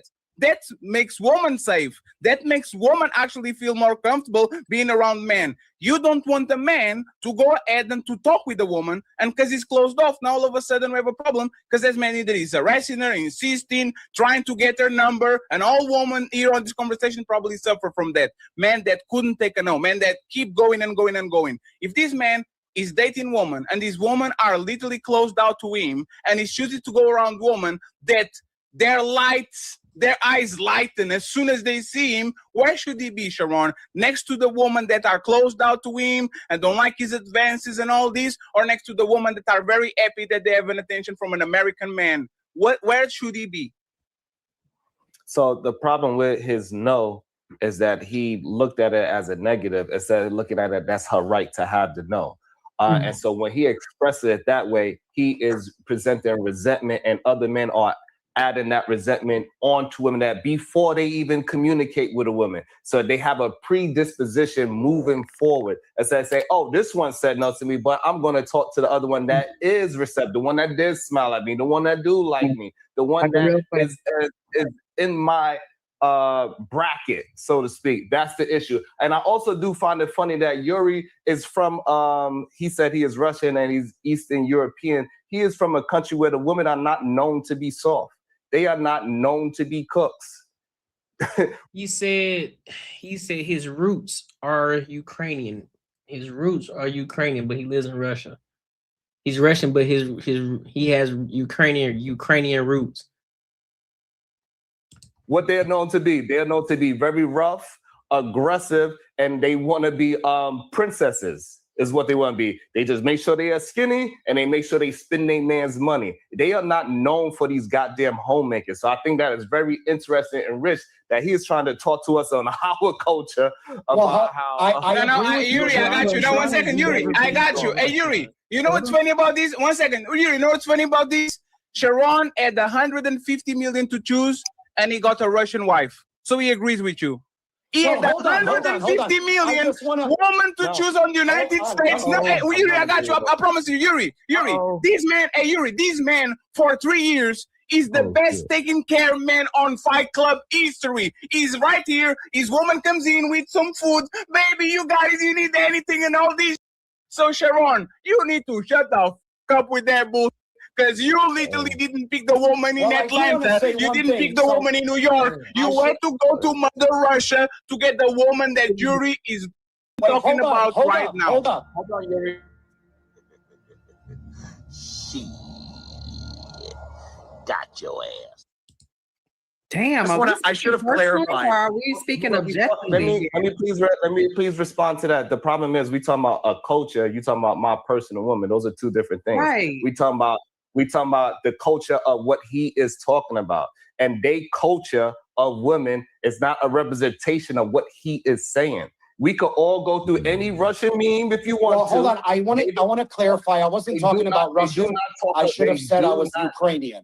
I should have specified there's a difference between Russian women and Ukrainian women. And I apologize, I didn't specify that. My background is from Ukraine. So Ukrainian women and Russian women are different. I just want that for the record. So when I talk about my traditional values and culture, it's about Ukrainian women, and they are very warm and loving, different than Russian women, just FYI. Southern women are different from women in New York. So, like, women in America are different in different areas. People in my own town, and I live in the second largest city in Georgia, but in my own town, we're different on the west side than we are on the east side, and I'm in the same damn city. You can't always like this. Are we talking subjectively, or are we going to be personal? Because well, Mimi, hold on, sweetheart. Subjectively and personal is the same thing. But But objectively is what you mean. But I got you though. I see what you're trying to get with it. Yeah, I mean, even in the Western world, right? There are different sides. There are different sides of the coin too.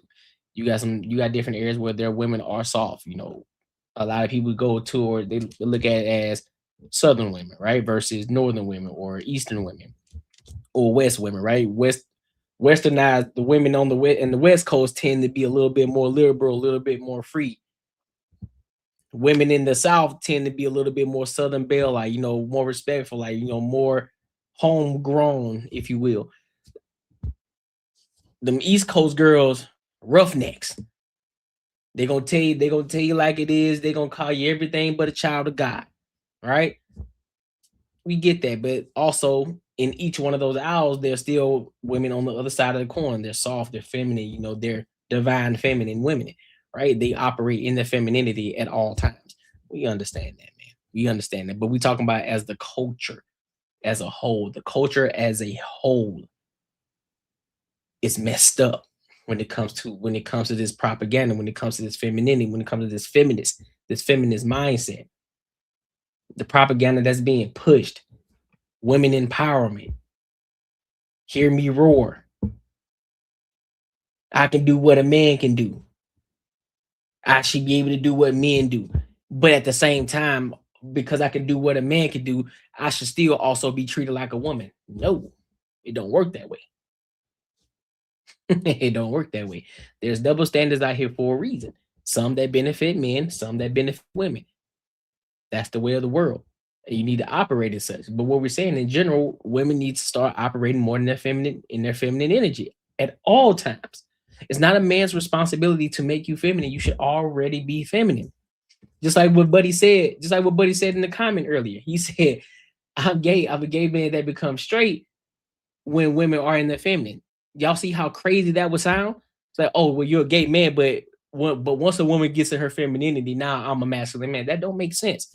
As a masculine man, you should always remain masculine, no matter if you're around a feminine woman or a woman who's not feminine. You should always be in your masculinity as a man. And this is the same thing with women. You should always be in your femininity, regardless of what's going on in the world. Your femininity matters. He's talking about one second, please. You don't have to do that. He's talking about women in Atlanta. Is a particular city. Women that usually live in big cities, they be able to. Not every woman in Atlanta and not every man. Like, why are we doing not every? You know what's funny? I know, women, Western women. He said Western women, so that was a very large. You know, it's a Mimi. You know that Sharon agrees with him about Western woman? You know that he agrees with you? I'm sure he does, but yes, I don't know that he's talking personally. Hey, Sharon, and I'm trying to bury my man. I really am, because the Knicks won the thingy. Sharon, we know red pill Sharon. We know it, Sharon. And I want to talk about you goddamn filthy ass women. Wow. Y'all don't want to. Filthy ass women, babe. This is so filthy. The filthy ass women that don't want to cook and clean, but they still want a man to protect and provide. Sharon, can we stop the act? Sharon, can we stop the act, Sharon? Come on, Sharon. Before everybody jump in, I was very specific. Oh no. I was very specific. I said the woman that want a certain thing. Sharon, I have 4 more videos. Do you want me to play it, or do you want me to leave you alone? Play them, Fatty. What I'm saying. I didn't put it in general all women. It was very specific to a certain group of people. So just like how I have a certain group of red pill men, right? Those are a certain group of men. So when we talk about red pill men, we are talking about a group of men. So when I was talking to that certain context of the conversation, it's cool to have the clip and make it seem like I was put it in general all women, but I was not. Especially if we watched the whole show. That's fair. Sharon just looks at listens who his audience is, and that's who he speaks to. He just no. He's not like that, Sharon. Sharon, who is more responsible, man or woman? I think. Can I say this? Let me say this real quick. And I'll let it play, man. when y'all are having conversations, I need y'all to be more precise in what y'all saying. Just get to the point, because you just said you kept trying to say the same thing. You did not have to go on and on and on. Like, listen, man, what I was saying, if there's more context to the video, but you only played a small clip of it, and then you should have left it there. You didn't have to keep, you was about to say the same thing, but you was about to say it a whole different way. They heard you the first time. Like, listen, man, the video you put out there, it is not the entirety of the video. There's far more context in that video, but I see what you were trying to do. And then just leave it at that. I can't stand it. And then you get mad when you get cut off. Be precise, man. It depends on what you're talking about. Okay, but you see what I'm talking about, and this is what I'm saying. It didn't depend here. I think men are way more responsible than women. Like you said, I'm saying, like, come on, man. I know that the Sharon. Hey, Sharon. Hey, no, let me finish, please, friends. Hey, Sharon. Hey, Sharon, 1 second, friends. Let's go 1 second, friends. I asked you.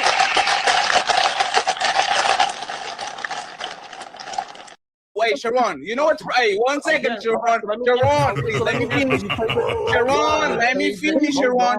Sharon, it's not. Sharon, 1 second. Sharon, it's not personal. On the last, let me finish, please. On the last week, I was cleaning my computer, and I said, you know what? I'm going to order from A to Z everything that everybody said, just in case they come on my panel and they start to lie. And you have more 4 videos of you literally saying the same thing that MTR and Yuri are saying. So why does dreadlock Sharon talks away, but clean cut New York Knicks champion Sharon now? No, it depends on the situation. Woman, like, what are you doing? Hold up, don't slide yet. I got a feeling.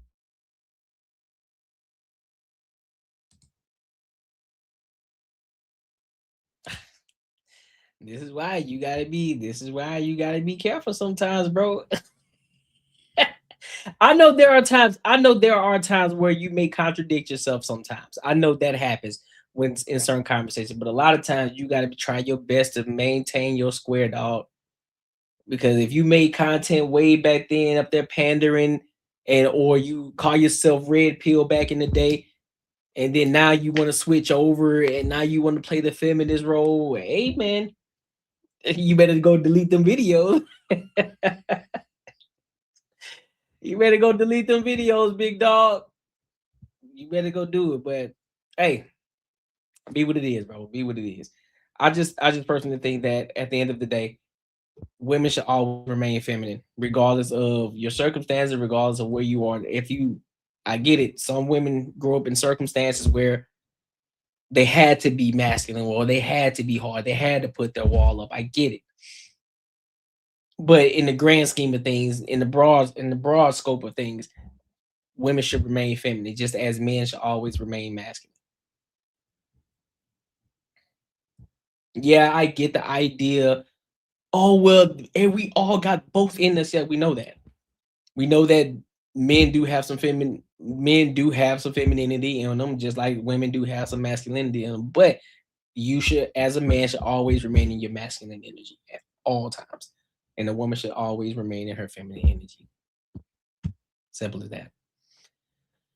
But let me know what y'all think. Make sure you like, comment, and subscribe. Make sure you support the channel. Make sure you support the channel with a super chat, my good people. Show your boy some love on this Sunday. All right. Oh, man, get my phone on me. All right, bro. Man, get my phone on me.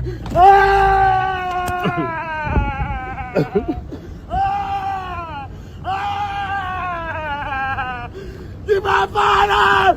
Get my phone on! Listen, if you enjoyed this video, be sure to check out either of these 2 videos right here. And make sure you share this post with your friends and your family. Yo, man. I appreciate y'all for coming and kicking with your boy today, man. Today was dope on this Sunday. For everybody who came to kick it, for those of y'all who were engaging in the comments, I appreciate y'all for pulling up. If y'all haven't subscribed, be sure to do so. If you haven't liked, make sure you do so. Also, if you want to become part of the ENG community, man, just join the membership. I think the smallest is 99 cents. And the highest is $2.99. So become an ENG member. We got to get to 100 members by the end of the year. All right. Also, if you want to support the channel, of course, super chat it up. You can also super chat it later, once y'all rewatch it, the people who haven't watched it and you give it a watch their own, rewatch it, you can support that way. Be on the lookout for the next uploaded video. Show your love there. Go share it with your family and friends. Listen, let's get this channel up, man. We got to get to 5K. We got to get to 5K. All right. Hey, what up, Food Carry? I appreciate you for pulling up. But until next time, my good people, I appreciate y'all, and I will holla.